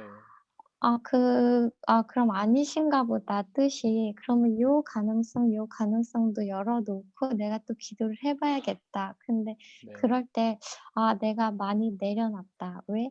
음. 나의 상식과 그거를 깨고 가능성을 넓혔으니까. 근데 거기까지도 여전히 제가 생각할 수 있는 가능성만 두고 있는 음. 거잖아요. 근데 네. 하나님은 정말 제3의 뜻이 있을 수도 있고 네. '나는 성악했으니까 이래야 돼. 나는 이렇게 노력했으니까 요 모양으로 살아야 돼. 요만큼은 행복이 보장돼야 돼.'라는 나의 틀 음. 안에서 헤어나오지 못하는 이상 네. '언제까지입니까?'는 정말 죽을 때까지 쫓아갈 것 같은 질문이 될 것 같아요. 그래서 온전히 내려놓지 않으면 내려놓음에서 내가 자유함을 얻지 못하면 네. 저의 그 깝깝함과 계속 벽에 헤딩하는 그 기분은 네. 제 인생에서 사라지지 않을 것 같고 네. 그러면은 언제까지입니까? 인제 이것도 해 봤고 저것도 해 봤고 저것도 해 보면 '뭘 더 해 봅니까?' 하면서 음. 그 과정이 정말 그냥 고통의 길인 것 같아요. 그래서 네. 그게 계속되면은 음. 뒤를 돌아봤을 때 훗날 '아 그게 감사였지.' 하면서 느끼게 될 그 기쁨에 또 되게 얕아지고 네. 네 그냥 되돌아볼 지혜도 없을 때가 있어요. 네. 뭘 더 해 봐야 되지? 계속 이것만 생각하는 거야. 또 안 됐어. 그럼 또 내가 뭘 더 해 봐야 되지? 그럼 또 잘못 생각했나? 그럼 또 연구를 하고 음. 제 생각 안에서만 계속 그렇게 갇혀 있는 네. 네 저는 그런 것 같아요. 네. 끝이 알 수 없는 게 진짜 우리 답답하긴 하죠. 끝을 알면은 좀 견딜 수 있는데, 끝을 모르니까 정말 견디기가 힘든 것 같기도 합니다. 저도 군대에 가면 사람들이 날짜를 이제 그거 가면서 제대 날을 기다리지 않습니까? 그러니까 제대 날을 알지 못하면은 군 생활을 못 견디죠. 코로나도 마찬가지였던 것 같아요. 처음에 우리가 답답했던 도대체 이게 언제 끝나나, 언제 백신이 나오고, 언제 치료제가 나오나, 막 이런 얘기 하다가, 그래도 뭐 백신이 나오고 좀 숫자 내리고 이러면서 안도감을 갖게 되고 그런 것 같아요. 근데 성경에 보면 이제 고난을 당하는 사람들의 대표적인 인물로 구약은 욥기를 볼 수 있고, 이제 신약은 예수님을 들 수가 있는데, 욥의 고난은 끝났죠. 자기가 살아 있을 동안에 끝났죠. 그래서 그 이전의 것들을 다시 회복했습니다. 물론 사람들은 욥이 고난을 견디고 큰 축복을 받았다고 생각을 하지만 사실은 뭐 축복이라고 말하기는 좀 어려워요. 기존에 갖고 있던 것들을 돌려받았을 뿐이고, 그리고 자녀는 새로 얻었지만 기존의 자녀들은 떠났잖아요, 세상을. 그러면 그 부모된 입장으로 그게 행복하겠습니까? 물론 새로운 자녀를 얻은 행복도 있겠지만 기존의 자녀를 잃은 그 아픔은 그대로 남아있단 말이에요. 그러니까 그게 축복을 더 받은 게 아니에요. 그냥 고난이 끝나고 일상을 회복한 것뿐이지. 욥은 어쨌든 끝났습니다. 근데 예수님은요, 죽으면서 끝났어요. 그러니까 죽을 때까지 그의 고난은 지속됐던 겁니다. 그러니까 이렇게 두 가지 케이스를 봤을 때 우리는 우리의 고난이 언제 끝난다고 말할 수 없어요. 언젠가 끝날 수도 있고 아니면 죽음과 함께 끝날 수도 있겠죠. 그건 하나님의 뜻이고요. 그리고 고난은 그렇게 생각해요. 하나님이 당신의 뜻을 이루시려고 우리에게 부탁을 하시는 거예요, 고난. 그 고난을 감당할 만한 사람에게 하나님은 맡기시는 겁니다. 우리도 자녀에게 좀 뭐 심부름을 시킬 때 감당할 수 있는 만큼의 일을 시키잖아요. 그 아이에겐 그거는 좀 고통스러운 일이겠지만 하나님은 말씀으로 역사하시는 분이시고 사람을 통해서 역사하시는 분이에요. 반드시 사람을 통해서 당신의 뜻을 이루어 가십니다. 그래서 당신 자신이 아들 예수 그리스도라는 직접 오신 것이기도 하지만 예수 그리스도를 통해서 구원을 이루신 거예요. 그냥 하나님이 전능하신데 야 구원 받아라 그러면 끝날 거 아닙니까 사실은. 굳이 아들을 보낼 필요가 없어요 원래는요. 그냥 사람들 죄졌네 용서받아 없는 걸로 해 다 구원 받아 그럼 끝나는데 굳이 아들을 보내셨어요. 그 이유는 반드시 하나님은 사람을 통해서 일하신다는 뜻이에요. 그러니까 당신의 역사를 이루시는데 그 일이 우리에게는 고난으로 오는 거죠. 그래서 고난이 작고 크고는 뭐 제가 함부로 판단할 수는 없겠지만 하나님이 큰 일을 맡기신다 저는 그렇게 생각합니다. 예수 그리스도란 자신의 아들에게 가장 큰 일, 죽어야만 끝난 일을 맡기신 거고 그러니까 삶 속에서 고난이 이어진다는 거는 어쩌면 하나님이 그 사람을 믿고 더 일들을 맡기신다라는 뜻으로 저는 이해할 수도 있을 것 같아요. 물론 우리 생각에는 이해가 안 돼. 이게 도대체 하나님의 일을 이루는 것과 무슨 관계가 있지? 그냥 나만 고통스러운 것 같은데라고 생각할 수도 있겠죠. 예수님도 같은 마음 품으셨다고 제가 했죠. 도대체 사형수로 십자가에 달려 죽는 게 우리 구원과 무슨 관계가 있을까? 그러니까 예수님이 이 잔을 나에게서 옮겨달라고 하고 나를 버리지 말아달라고 하셨던 거죠. 그러나 하나님은 그런 방법을 통해서 당시의 놀라운 역사를 이루셨어요. 지금 우리가 당하는 고난이 하나님 일과는 전혀 관계없는 것처럼 느껴질 수 있습니다. 완전 생뚱맞은 하나님 일은 전혀 상관없는 것처럼 느껴질 수도 있겠지만 그러나 하나님의 뜻 가운데는 그게 하나님의 뜻으로 이루어진다라는 거예요. 그래서 우리는 그저 그 안에서 그 고난을 감당할 뿐이죠. 그래서 히브리서 10장 22절에 이야기하는 것처럼 아니죠. 베드로전서 1장에 얘기하는 것처럼 억울하게 고난을 당하더라도 하나님을 생각하면서 참으면 아름다운 일이다. 그러니까 하나님은 우리의 고난을 맡기시고 그것을 견디기를 바라시는 겁니다. 그래서 견디시는 게 중요하고요. 그 다음에 아까 우리 집사님이 그런 얘기 해주셨어요. 지금 내가 할 수 있는 노력들을 다 해봤는데 안 되면 또 다른 길을 찾고. 저는 그게 발걸음이라고 생각합니다. 우리는요, 발걸음을 내디딜 수밖에 없어요. 우리는 한 번에 순간이동하지 못합니다. 물론 점프를 할 수도 있겠지만 그래도 뭐 긴 발걸음인 거죠. 그래서 우리는 고작 한 발걸음 내디딜 수 있을 뿐이에요. 우리는 미래를 알지 못하거든요. 우리는 전지하지 못해요. 우리는 고작 우리 앞에 닥친 일밖에 몰라요. 그러나 이 발걸음을 걷다 보면 한 걸음씩 걷다 보면 하나님의 뜻에 다다르는 겁니다. 한비야 다 아시죠? 한비야가 논란이 참 많은 사람이기도 한데 그 NGO 하는 한비야 뭐 구설수가 많죠. 근데 저는 한비야의 글 중에 되게 마음에 드는 글이 하나 있었어요. 한 걸음씩 걷다 보면 세상에 가지 못할 곳이 없다. 이런 말이 제가 굉장히 와닿았어요. 저 등산을 하다 보면 처음에 정상을 생각하면 절대 못 올라갑니다. 지쳐서. 근데 한 걸음씩 걷다 보면 정상에 도착하게 돼 있어요. 전 아버지랑 등산을 이제 여러 번 다녔는데 한 번은 지리산을 1박 3일로 간 적이 있어요. 하루는 날 새서 등산하고 하루 자고 내려오는 거예요. 그러니까 1박 3일이고. 근데 처음에 이제 지리산에서 천왕봉이죠. 천왕봉 올라가는데 막 까마득한 거예요. 저는 아버지한테 속아서 갔거든요. 되게 편한 산이라고. 지리해서 지리산이라고 속아서 갔는데 갔더니 제 키만한 바위를 막 타고 올라가는 산이더라고요. 그거를 밤새고 올라가는 거예요. 밤새고. 근데 가면서 야, 진짜 죽겠다 이거. 내려가고 싶다.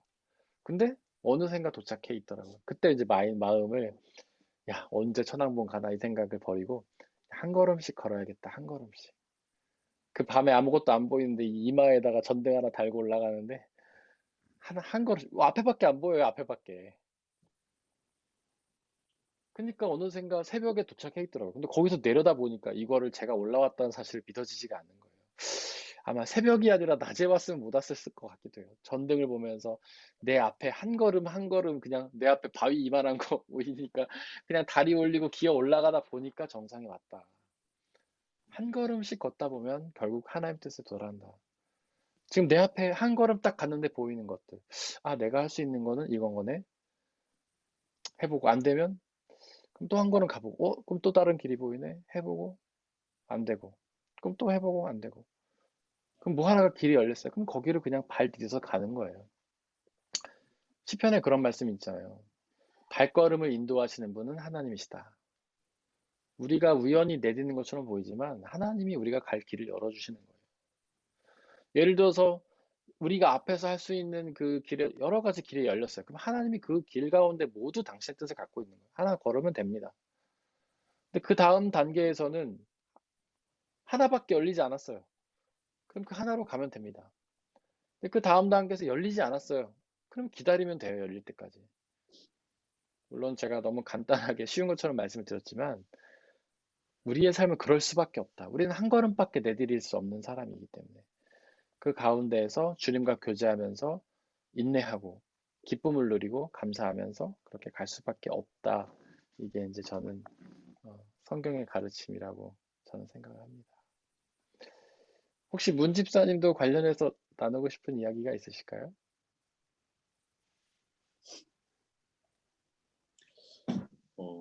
저는 오늘 처음 지금 이 목사님 말씀을 들으면서 네, 느껴진 건데요. 네, 욥의 고난이랑 예수님의 고난이 물론 심적인 힘듦도 있었지만 어떻게 보면 육체적인 고통으로 인해서 온 게 더 크다고 느껴지더라고요. 네, 그리고 이제 이 고난을 나누기 전에 저희가 항상 기뻐하라는 말씀은 결국은 하나님 안에 거하라, 하나님을 붙들어라, 하나님 은혜에 집중하라 이건데 그렇기 때문에 육체의 고통이 아니면 그러니까 저희가 그러잖아요. 하나님께서는 상황을 바꿔주시는 게 아니라 그 상황을 대면하는 우리의 시각이나 마음을 바꿔주신다는 말이 있듯이 네, 그러니까 상황이나 이런 육체적인 고난은 우리가 어쩔 수 없지만 마음에 드는 어려움이나 이런 거는 우리가 하나님을 의지함으로 인해서 극복할 수 있고 더 이상 그게 고난이 아닐 수 있겠다라는 그러니까 마음이 힘든 거는 결국은 내가 하나님 덕에 성령 충만하지 못한 결과구나 네, 결과일 수 있겠구나라는 생각이 들면서 네, 그래서 육체의 고난은 우리가 어쩔 수 없지만 마음의 고난은 네, 우리가 하나님을 의지해서 충분히 이겨낼 수도 있겠다라는 생각이 네, 처음 들었던 것 같아요. 네. 이제 우리 성경은요, 몸과 육신, 육체, 육신을 구분합니다. 몸은 소마라고 하고요. 육체, 육신은 사르크스라고 해요. 이게 다른 말이에요, 성경에서는.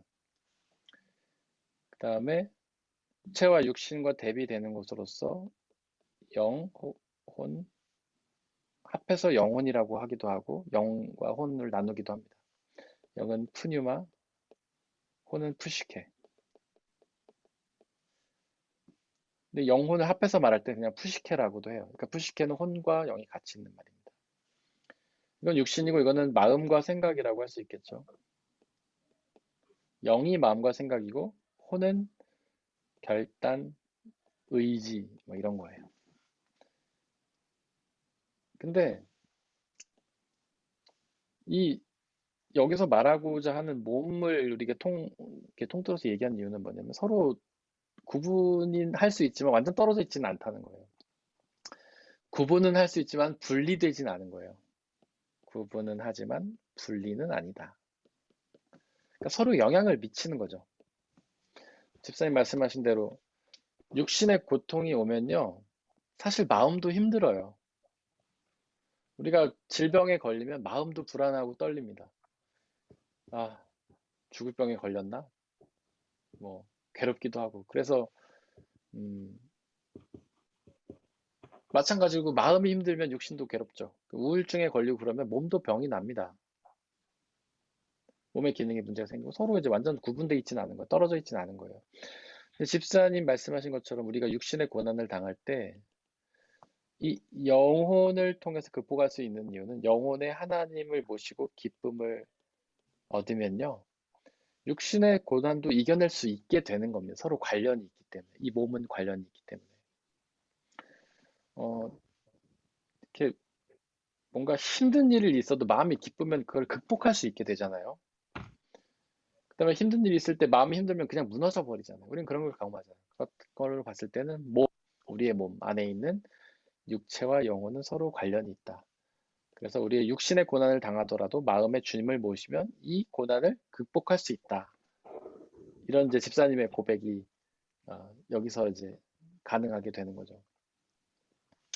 마음과 생각, 결단, 의지를 장악하는 건 결국 성령 하나님이시기 때문에 요거는 자세히는 제가 나중에 설명 다시 드릴게요. 요거까지 자세히 하면 좀 너무 기니까 성령 하나님 할 때 설명하겠지만 하여튼 이 정도 하시면 될 것 같습니다. 우리가 육신의 고난을 당하더라도 마음의 생각에 주님을 모시고 특별히 성령 하나님을 모시면 마음의 기쁨을 이제 누리게 되고 그러면 해서 육신의 고난도 이기게 된다.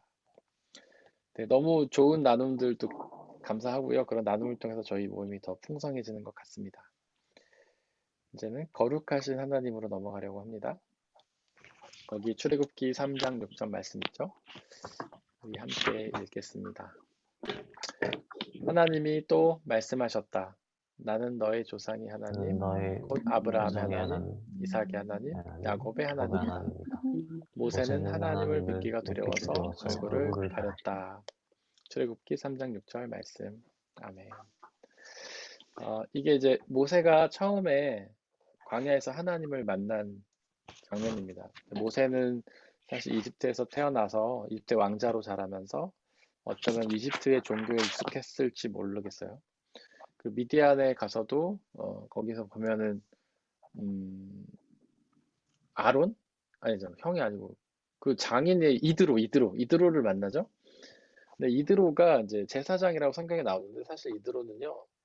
이방 종교의 제사장이었어요. 이방 종교를 섬기는 어떤 적이었어요. 그러니까 모세는 처음부터 하나님을 알았던 건 아니었던 거죠. 그런 상황에서 이제 하나님이 나타나십니다. 그리고 나서 뭐라고 얘기하시냐면 나는 아브라함의 하나님, 이삭의 하나님, 야곱의 하나님이다. 그러니까 구약 성경이 고백하는 하나님이다 이렇게 얘기를 하는 거죠. 그 하나님이 나타나자 모세가 하나님을 경험하고 가장 먼저 했던 반응은 두려움입니다. 두려움. 하나님을 만나는 경험은 두려움이에요. 하나님을 처음 만나는 시작은 두려움이에요. 이것을 루돌프 오토라는 학자는 거룩한 두려움이라고 표현했습니다. 이거를 전문 용어로는 누미노제, 신학 용어로는 누미노제라고 합니다. 거룩한 두려움. 하나님을 만나면 두렵다는 거예요. 근데 물론 우리는 사랑과 은혜와 자비의 하나님을 경험하죠. 근데 그거는 나중 일이고 처음 만나면 두렵습니다. 나중에 그분의 사랑과 자비를 느끼게 되는 거예요. 그분이 두려운 이유는 뭐냐면 그분이 거룩하기 때문입니다. 거룩하다는 게 무슨 뜻인지 아시죠? 히브리어는 카도시인데 무슨 뜻입니까? 거룩하다는 게? 다르다는 뜻이에요. 완전히 다르다. 뭐 어설프게 애매하게 다른 게 아니고 완전히 다른 게 이제 거룩한 두려움이에요. 우리는 하나님을 거룩하다라고 많이 묘사를 하고 표현하죠. 하나님은 우리와 다른 분이라는 뜻입니다. 무엇이 다를까요? 하나님 우리와 어떻게 다르십니까?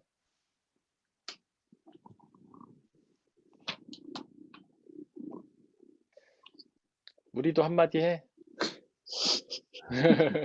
우리 맞나요? 색깔만 보고는 구분을 못 하겠어요.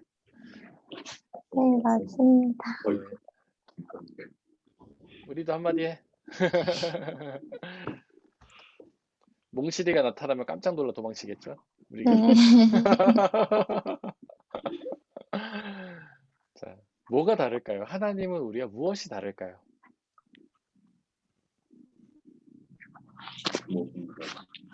모든 것이 다릅니다. 모든 것이 다르죠. 맞아. 정답이네요. 네.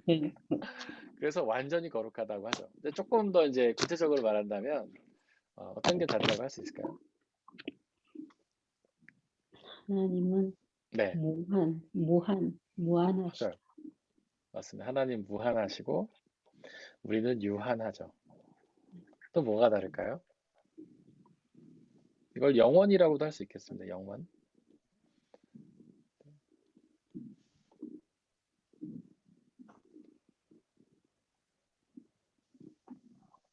하나님은 전능하시고 네, 하나님 전능하시고 우리는 무능하다.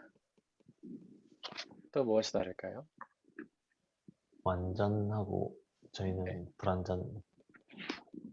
네, 하나님 완전하시고 우리는 불완전하다. 또 뭐가 다를까요? 부활하신 거? 부활을 다른 말로 하면 우리가 생명이라고 할 수 있겠죠? 음. 생명. 하고 그러니까 여기는 창조, 생명을 창조하시고 우리는 피조물. 피조물이라는 거는요, 생명을 받았다는 뜻이에요. 우리는 생명을 만들어낼 수 없다는 뜻입니다. 하나님이 주실 때만 받을 수 있다는 뜻이에요. 하나님은 생명을 창조하셔서 우리에게 주셨고 우리는 단지 받아들일 뿐이라는 거죠. 그게 이제 피조물의 뜻입니다. 우리 중에 태어나고 싶어 태어난 사람 아무도 없잖아요. 하나님이 생명을 주셨기 때문에 우리는 생명을 얻게 된 거죠. 그리고 뭐 요즘에는 스스로 생명 얻는 사람도 있겠지만 하지만 원래 생명은 우리 마음대로 처리할 수 있는 게 아니죠. 하나님이 가져가실 때 가져가게 되는 겁니다. 그게 이제 피조물의 한계예요. 또한 우리 루비 집사님 말씀하신 것처럼 하나님 부활의 생명 우리에게 주시죠. 우리는 그 영원한 부활의 생명을 받아 누릴 뿐입니다. 그게 이제 창조와 피조예요. 이 정도가 다른 것 같은데 또 전지가 있죠. 전지와 무지. 뭐 요즘 시대는 사람을 되게 사람의 능력과 어떤 지성을 굉장히 긍정하는 시대잖아요. 물론 모더니즘이 그랬죠. 모더니즘은 그래서 사람의 이성을 되게 강조하고 이성적인 동물이기 때문에 뭔가 사람들의 생각은 선한 결과를 만들어내고 사람들의 능력을 긍정하는 시대였죠. 사람의 기술을 강조하고. 근데 그러면서 뭐가 왔나요? 세계 1, 2차 대전이 왔어요. 사람들의 지성의 결과로 만들어낸 게 결국 전쟁이고 사람의 능력으로 개발한 기술들이 결국 사람을 죽이는 도구가 된 거죠. 그러면서 포스트 모더니즘이 왔는데 포스트 모더니즘의 핵심은요, 인간의 능력과 무지를 불신하는 시대가 온 거예요. 그래서 원래는 이성 전체, 사람들의 이성의 모음을 중요하게 생각하고 기술을 중요하게 생각하는데 포스트 모더니즘이 오면서 그냥 개개인이 중요해진 겁니다. 인간 전체 이성의 연합은요, 결국 전쟁을 만들어내버리고 그럴 뿐이에요. 히틀러가 독일 민족주의, 우리 민족은 우월하다. 그러면서 단결하고 뭐 공동체가 되고 하나 된다 해서 했던 게 결국 전쟁이잖아요. 유대인들을 다 죽이고 끔찍한 결과죠. 그러면서 어떤 전체주의, 그런 거를 부인하면서 그냥 개개인이 자기 맘대로 살면 돼. 이게 포스트 모더니즘이 된 거예요. 포스트 모더니즘은 인간에 대한 무지와 무능을 깨닫게 된 거죠. 완전 불완전. 우리는 실수가 많고 어리석고 하나님은 영원하시고 우리는 유한하죠. 우리는 아주 짧은 시간을 살 뿐이에요. 그러나 하나님은 여기서 영원은요, 시간이 길다는 뜻이 아닙니다. 시간을 초월한다는 뜻이에요. 유한과 무한을 우리가 오해하는데 유한은 시간이 정해져 있고 무한은 시간이 길다, 영원은 시간이 길다 이렇게 오해하는데 그렇지가 않아요. 유한은 시간이 정해져 있고 무한은 시간을 초월한다는 거예요. 하나님은 시간적으로 영원히 존재하시는 게 아니라 시간을 초월해 계신 하나님이십니다. 그래서 그분은 과거에도 지금 계시고 지금도 지금 계시고 미래에도 계신 분이에요. 그래서 요한계시록에서 나는 알파요 오메가다. 그러니까 하나님은 태초에도 계셨고 종말에도 계신다고 고백하는 거죠. 그게 하나님의 시간성입니다. 인간의 시간을 초월하는 시간. 그분은 유한을 시작하신 분이에요. 인간의 시간을 시작하신 분이에요. 태초에 하나님이 천지를 창조하셨죠. 안방.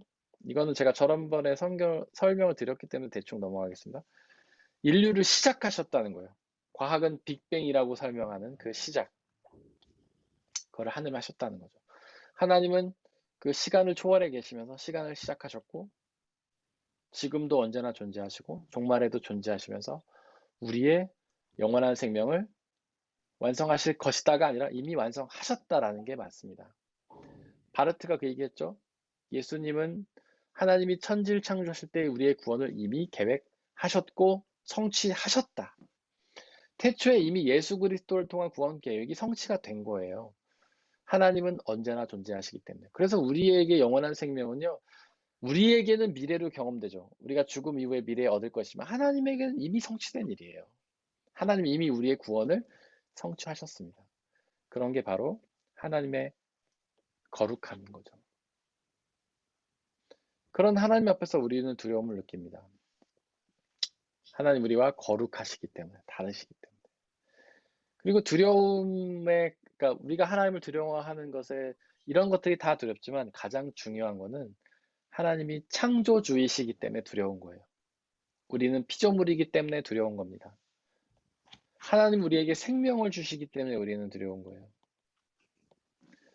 앞으로 이제 우리는 예수님을 믿으면 구원을 얻는다. 부활의 생명을 얻는다. 영원한 생명을 얻는다. 그렇게 믿잖아요.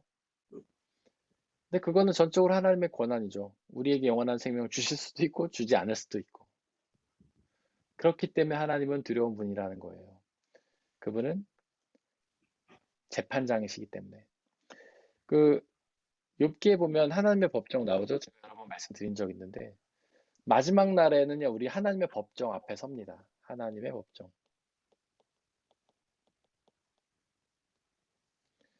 하나님을 뜻하는 단어 엘로힘이라는 단어가 있는데 이게 이제 판사란 뜻이에요.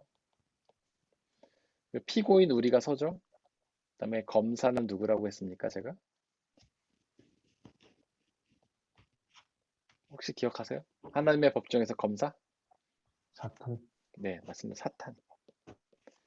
사탄이 검사란 뜻이에요. 우리말로는 고발자라고 번역하는데 사실은 검사라는 말입니다. 법정 용어예요. 고발자 그러니까 좀 우리한테 감이 안 오는데 원래는 검사라고 번역해야 맞습니다.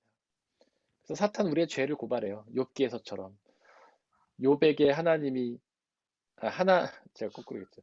하나님에게 사탄이 욥은 죄인이다 이렇게 막 말하잖아요. 검사 역할을 하는 거예요. 욥의 죄를 고발하는 거죠. 근데 변호사는 파라클레이토스라는 말인데 우리말 성경은 보혜사라고 번역을 했어요. 근데 이게 변호사란 뜻이에요. 권사님 말씀하셨죠? 예수님. 그리고 성령님.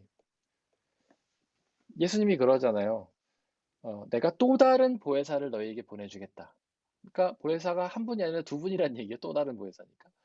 첫 번째 보혜사는 바로 예수님. 두 번째 보혜사는 성령님이시죠. 그런데 여러분들 잠깐 딴 얘기이긴 하지만 신천지는요. 이 두 번째 보혜사가 이만이라고 주장합니다. 그래서 신천지도 보혜사를 강조한다는 점 조심하시기 바라고요. 말도 안 되는 이만이라는 이름이 성경에 나오지도 않는데 보혜사를 이만이라고 주장합니다. 어쨌거나 보혜사는 예수님과 성령님이에요. 우리는 마지막 날에 이제 하나님의 법정 앞에 섭니다. 이게 이제 저예요. 그럼 사탄이 막 죄를 고발해요. 야, 김지학이는 죄인이에요. 얼마나 끔찍한 죄를 많이 졌는지 몰라요. 목사면서도 하나님 안 믿고 의심할 때가 너무 많았습니다. 그럼 이제 변호사 파라클레이토스 딱 등장합니다. 아, 김지학이 죄인은 맞는데요. 내가 그 죄를 대신 졌어요. 내가 보석했어요. 그러면 하나님이 결정을 이제 판결을 내리시는 거죠. 김지학인 죄인이 맞지만 예수님이 보석을 대신 해주셨기 때문에 죄인이 아니다. 이제 구원을 얻는다. 이렇게 판결을 하시는 겁니다. 이거를 하나님이 하시기 때문에 하나님이 두려운 분이에요. 우리의 영혼의 생명을 결정하시기 때문에. 그래서 우리는 처음에 하나님 만나면 두려움을 느낍니다. 바로 우리의 죄 때문에요.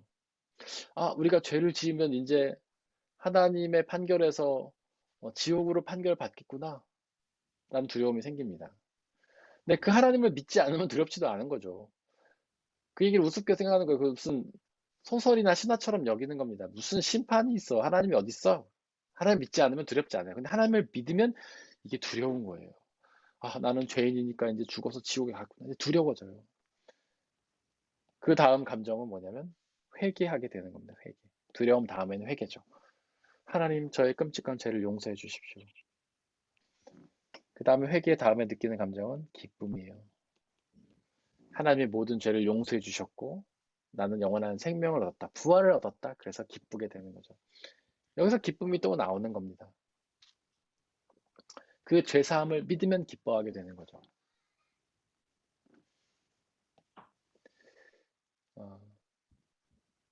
그 다음에 이제 하나님이 두려운 또 다른 이유가 뭐냐면 아까 전능하시다라는 것에서 조금 더 불면 설명하면요. 하나님의 전능은 어떤 뜻이냐면 약속을 성취하신다. 약속과 계획을 성취하신다는 뜻이에요. 우리의 무능은 뭐냐면요. 우리는 약속도 계획도 성취할 능력이 없다는 뜻입니다.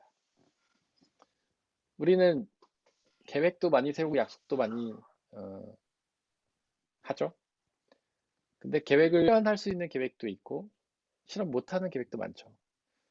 약속도 지킬 수 있는 약속도 있지만 지키지 못하는 약속도 많습니다.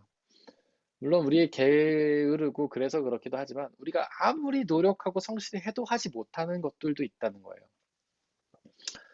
우리 연초가 되면은 계획 많이 하죠. 아이, 올해는 말씀 좀 많이 묵상해야지, 기도 좀 해야지. 그런데 어떻게 됩니까? 작심삼일로 끝나는 경우가 굉장히 많다는 거죠. 시간이 흐르면 말씀 묵상을 하지 못하고 기도 못하는 시간 되게 많죠. 그다음에 이제 사람들이 많이 하는 계획이 뭡니까? 살 빼야지, 올해는 내가 다이어트 해야지. 근데 그 계획이 성공하는 경우도 있지만 실패하는 경우가 굉장히 많아요.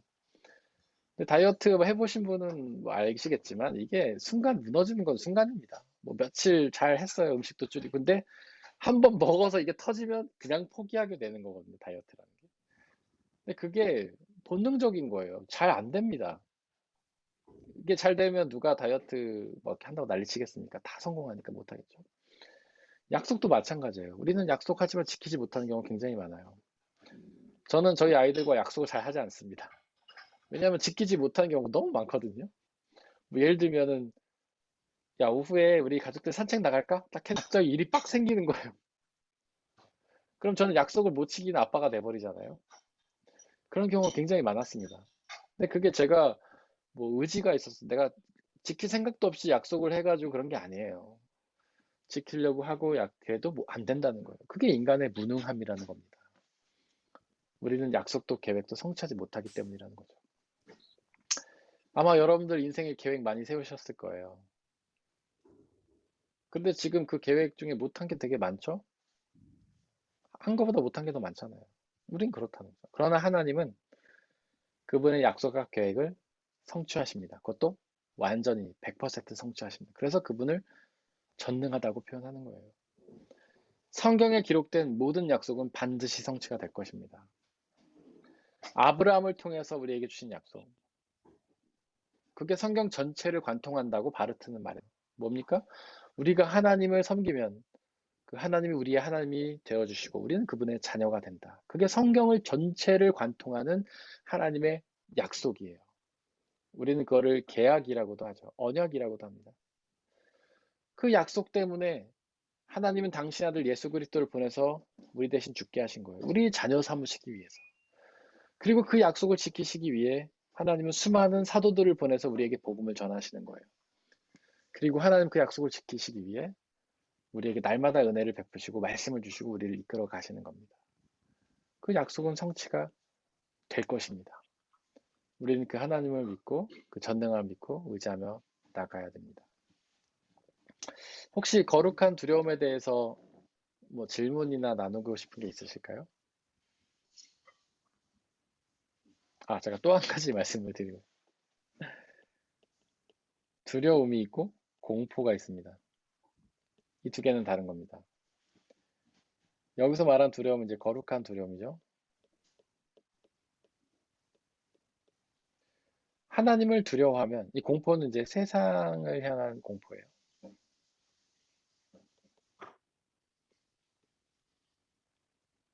이거 불안이라고 표현할 수도 있을 겁니다. 아까 제가 키에로케고르를 예를 들면서 설명했던 불안. 근데 이거는요, 대비되는 거예요. 우리가 하나님을 두려워하면 공포가 사라집니다.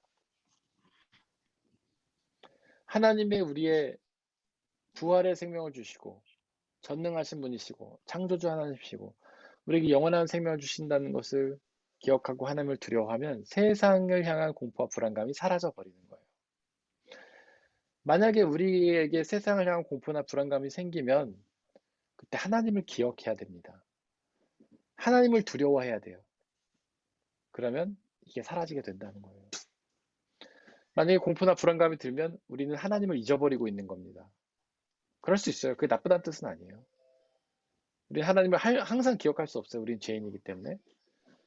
불안과 두려움이 들 때마다 그때 내가 하나님을 잊었구나. 다시 하나님을 해야지. 하나님을 기억해야지. 라고 하나님을 두려워하면 이게 사라지게 된다는 겁니다. 제가 아까 말씀드렸지만 모든 공포와 불안감이 두려움은 죽음이죠. 이것을 하나님이 극복하게 하시잖아요. 영원한 생명을 주시잖아요. 부활하게 하시잖아요. 그렇기 때문에 우리는 하나님 두려워하면 이 공포가 사라진다는 거죠. 네, 혹시 여기까지 질문이나 나누고 싶은 게 있으실까요?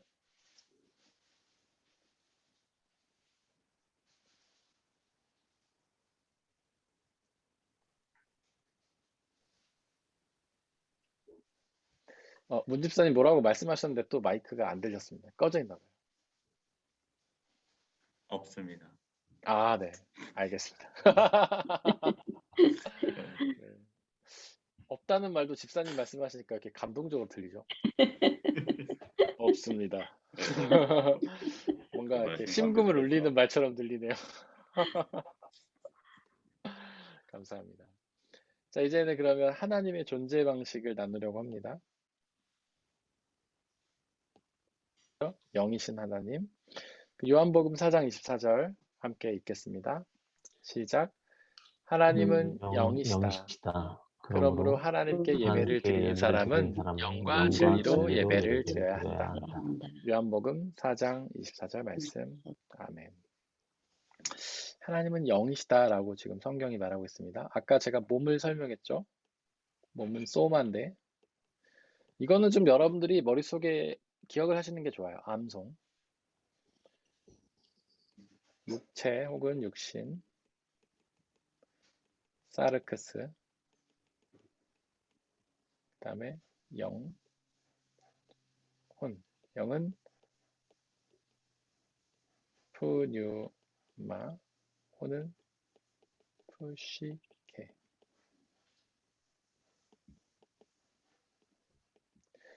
여기서 육체, 육신은 그냥 살이라고 생각하시면 됩니다. 살.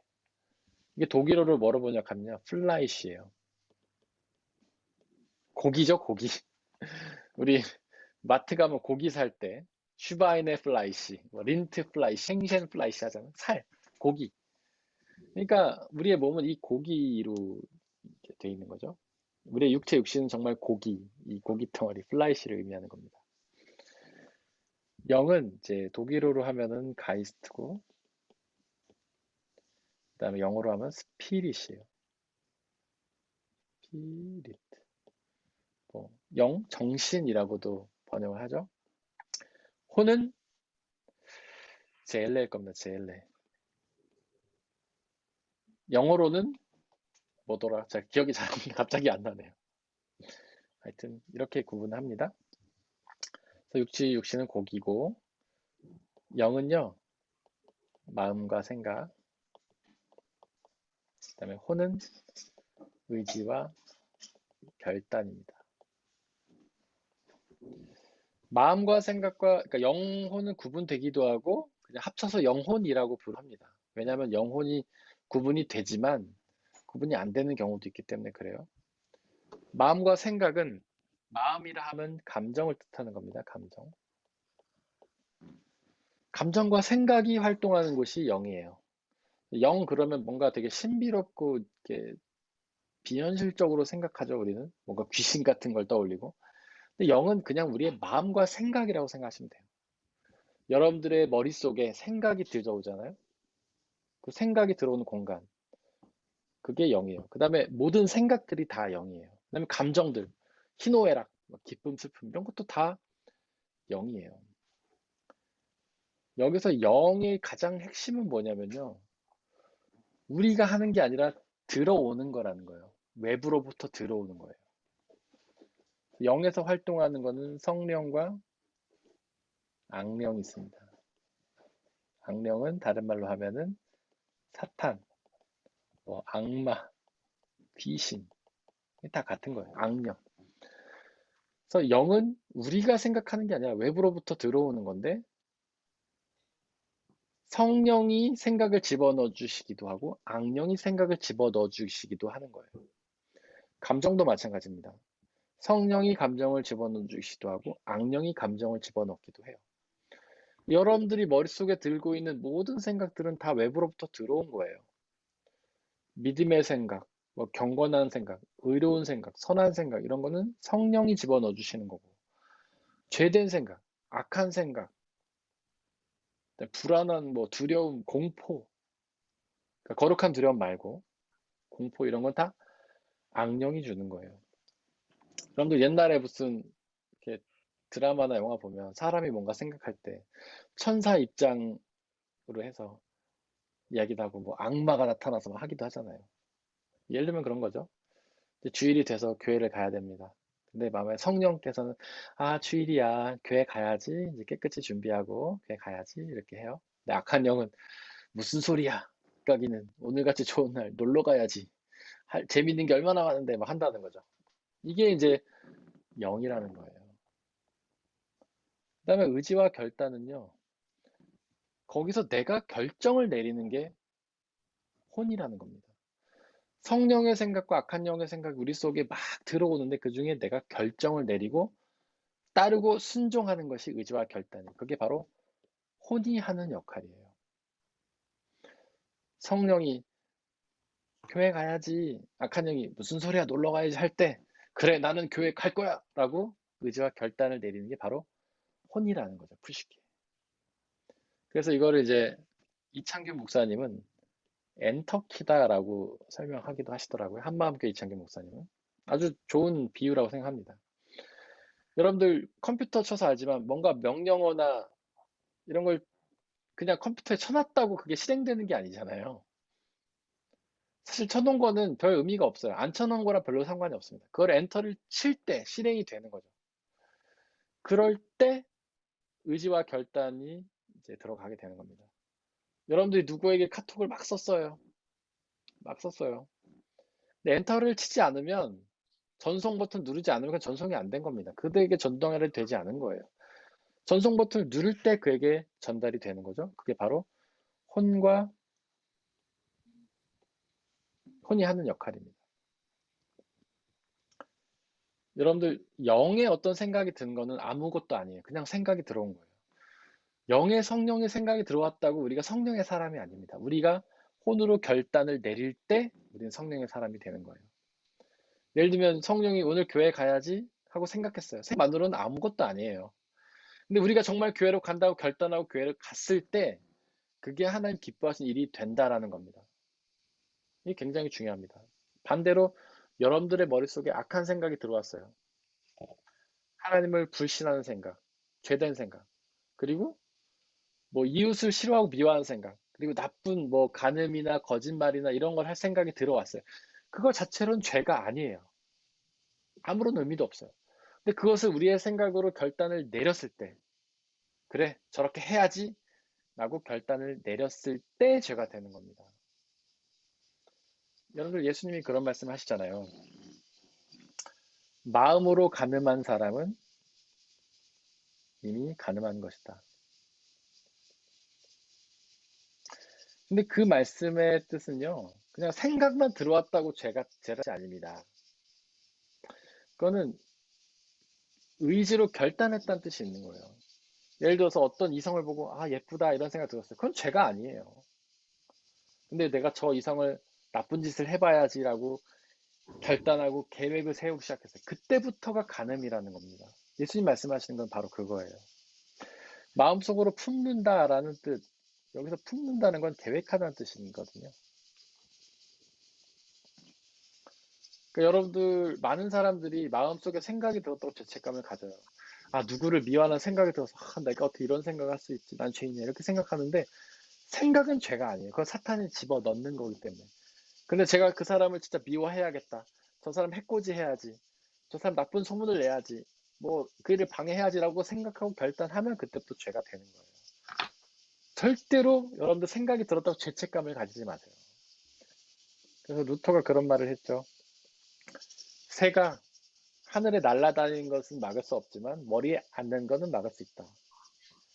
새가 날아다니는 거는 죄도 아니고 믿음도 아니라는 거예요. 생각이 머릿속에 떠다니는 거는 죄도 아니고 믿음도 아니라는 거예요. 성령의 생각이 들어왔다고 믿음도 아니고 악한 영의 생각이 들어왔다고 죄도 아니라는 거예요. 근데 그게 머리에 앉으면 의지가 결단을 내리면 혼이 결단을 내리면 계획이 오기 시작하면 그때부터 죄라는 거죠. 예수님이 그 말씀하시잖아요. 바울이 그 얘기했죠. 사람이 마음으로 믿어 의에 이르고 입술로 고백해서 구원에 이른다. 마음으로 믿는다. 라는 건 그냥 성령의 생각이 우리에게 들어오기 시작한 거예요. 근데 입술로 고백하는 순간, 엔터키를 내리는 순간, 우리의 의지와 결단을 결단하는 순간 그것이 구원이 되는 겁니다. 그냥 마음으로 믿으면 그냥 의예요. 좋은 일이에요. 하나님 보시기에 선한 일이에요. 그러나 그것을 입술로 고백하면서 의지로 내딛는 순간 그것이 구원이 된다라는 거죠. 제가 종종 하는 이야기 중에 그런 이야기가 있습니다. 남자들이 1분에 한 20번 정도 야한 생각이 머리를 스쳐간다고 합니다. 평균적으로. 뭐 더하는 사람도 있고 덜하는 사람도 있겠죠. 하나 그렇다는 거예요. 근데 그거는 자기가 하는 게 아니라 그냥 외부로부터 주어지는 거예요. 그런 약한 생각들이. 그래서 그것 때문에 죄책감 느끼는 남자들이 되게 있습니다. 근데 그건 죄가 아니라는 거예요. 그거를 실행에 옮기는 순간 내가 어떤 계획을 세우고 하는 순간부터 죄이기 때문에 죄책감에서 벗어나시기를 바랍니다. 어쨌거나 영육혼은 이렇게 이제 구분이 돼요. 이 모든 것을 합한 게 몸이에요, 여러분들. 몸은 단지 우리의 살덩어리를 의미하는 게 아니라 우리의 몸과 영혼, 마음의 생각과 의지의 결단을 의미하는 겁니다. 우리 사도신경에 보면 그런 말이 있어요. 우리는 몸의 부활을 믿습니다. 우리는 몸이 부활하는 거예요, 여러분들. 어떤 분들은 영혼만 부활한다고 생각해요. 아니에요. 몸이 부활하는 겁니다. 우리의 영과 혼과 육체가 같이 부활해요. 다만 이 육체는 변화해요. 제가 뭐 나중에 설명하겠지만 부활하신 예수님의 모습이 변했잖아요. 이건 이렇게만 설명할게요. 자세히 설명이 너무 기니까. 이 세상의 몸과는 좀 다른 몸. 왜냐하면 이 세상의 삶의 방식과 하나님 나라의 삶의 방식이 다르기 때문에. 우리 이 세상에서 먹고 마시지만, 그리고 생육하고 번성하지만 하나님 나라에서는 먹고 마시지 않기 때문에, 생육하고 번성하지 않기 때문에 우리의 몸이 변해요. 어쨌거나 우리의 몸이 부활한다. 근데 하나님은 영이세요. 여기서 영혼은요, 육신이 없는 겁니다. 하나님이 영이시라는 것은 육신이 없다는 뜻이에요. 그러면 성령도 영이잖아요. 제가 이따 삼위일체 하나님한테 자세히 설명하겠지만 성부 하나님은 하늘에 하나님 나라에 계신 영이시고 성령 하나님은 우리 마음에서 활동하신 하나님이십니다. 그 정도로만 이해하시면 될 것 같아요. 그래서 우리는 하나님은 영이시기 때문에 어떻게 되냐면 하나님께 예배를 드리는 사람은 영과 진리로 예배를 드려야 한다라는 겁니다. 근데 이게 이제 개역 개정판 성경에는 심령이라고 돼 있죠. 신령이라고 돼 있어요. 신령과 진리로. 근데 신령이라고 하니까 좀 뭔가 그 약간 신비주의적인 느낌이 드는데 영으로 예배를 드려야 한다는 거예요. 이게 뭐냐면 마음과 생각으로, 다른 걸로 하면 중심으로. 우리가 그냥 형식적으로 몸만 예배 자리에 들어가 있다고 예배가 아니라는 겁니다.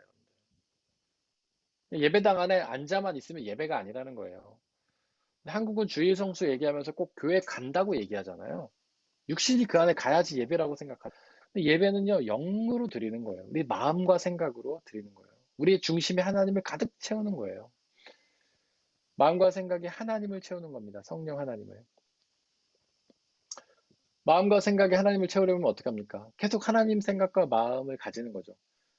말씀 묵상과 기도를 통해서 우리의 마음과 생각을 하나님을 가득 채우고 예배를 드리라는 겁니다.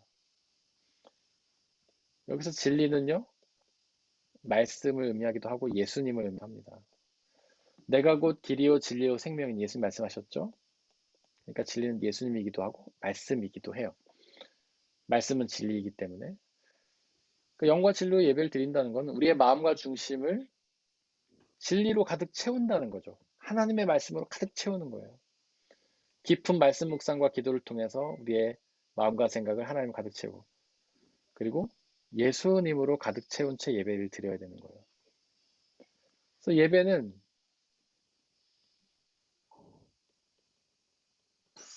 말씀 예전과 성찬 예전이 있죠. 저희 교회는 그렇습니다. 말씀 예전에는 성경 봉독과 설교가 있고 성찬 예전에는 성찬식이 있죠.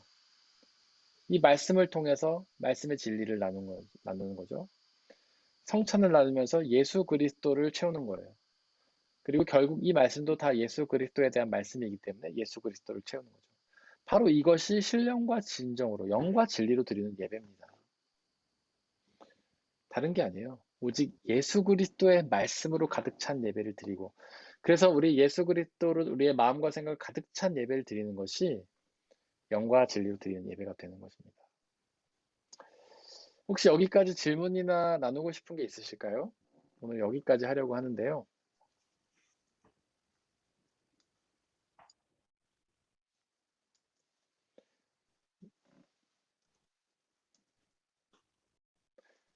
그래서 뭐 요즘에 코로나 시대에 온라인 예배에 대해서 뭐 갑을 논박이 한국엔 많은 것 같습니다.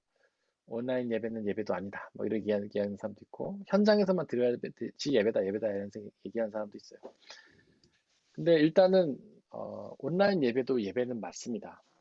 왜냐하면 우리는 육신이 아니라 영으로 예배를 드리는 것이기 때문에 꼭 육신이 교회 가지 않는다 하더라도 우리 마음과 생각으로 예배를 드리면 예배입니다. 온라인 예배가 맞아요. 하지만 예배는 공동체가 굉장히 중요합니다. 사랑이신 하나님께서 우리를 사랑으로 묶으셨기 때문에 우리는 공동체로 예배를 드려야 돼요. 그래서 원래는 같이 모여서 예배 드리는 게 좋습니다. 비록 우리가 온라인으로 모여서 예배를 드리긴 하지만 서로 뭐 얼굴도 보지 못하고 뭐 숨결도 느끼지 못하고 그렇기 때문에 온전한 공동체성을 이루지 못하고 있긴 하죠. 그래서 우리가 코로나 시대가 이제 회복이 되면 가능한 한 모여서 예배를 드리는 게 더 좋긴 합니다. 혹시 질문이나 나눈 게 없으십니까? 질문이나 나누고 싶은 게 없으십니까?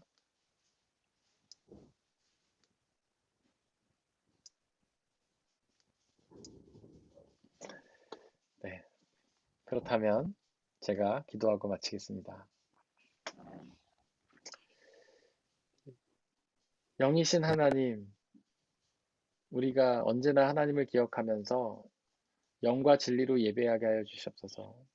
우리의 영을 우리의 마음과 생각을 하나님으로 가득 채워주시고 악한 영향의 생각들을 물리쳐 주시고 오직 우리가 늘 성령의 음성에 귀를 기울이며 성령의 음성에 순종하며 살아가게 하여 주옵소서.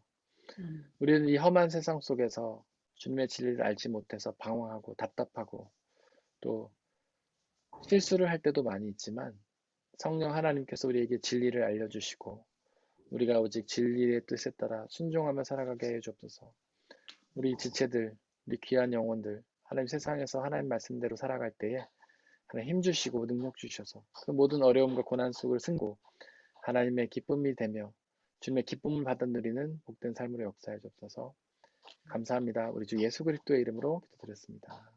아멘. 아멘.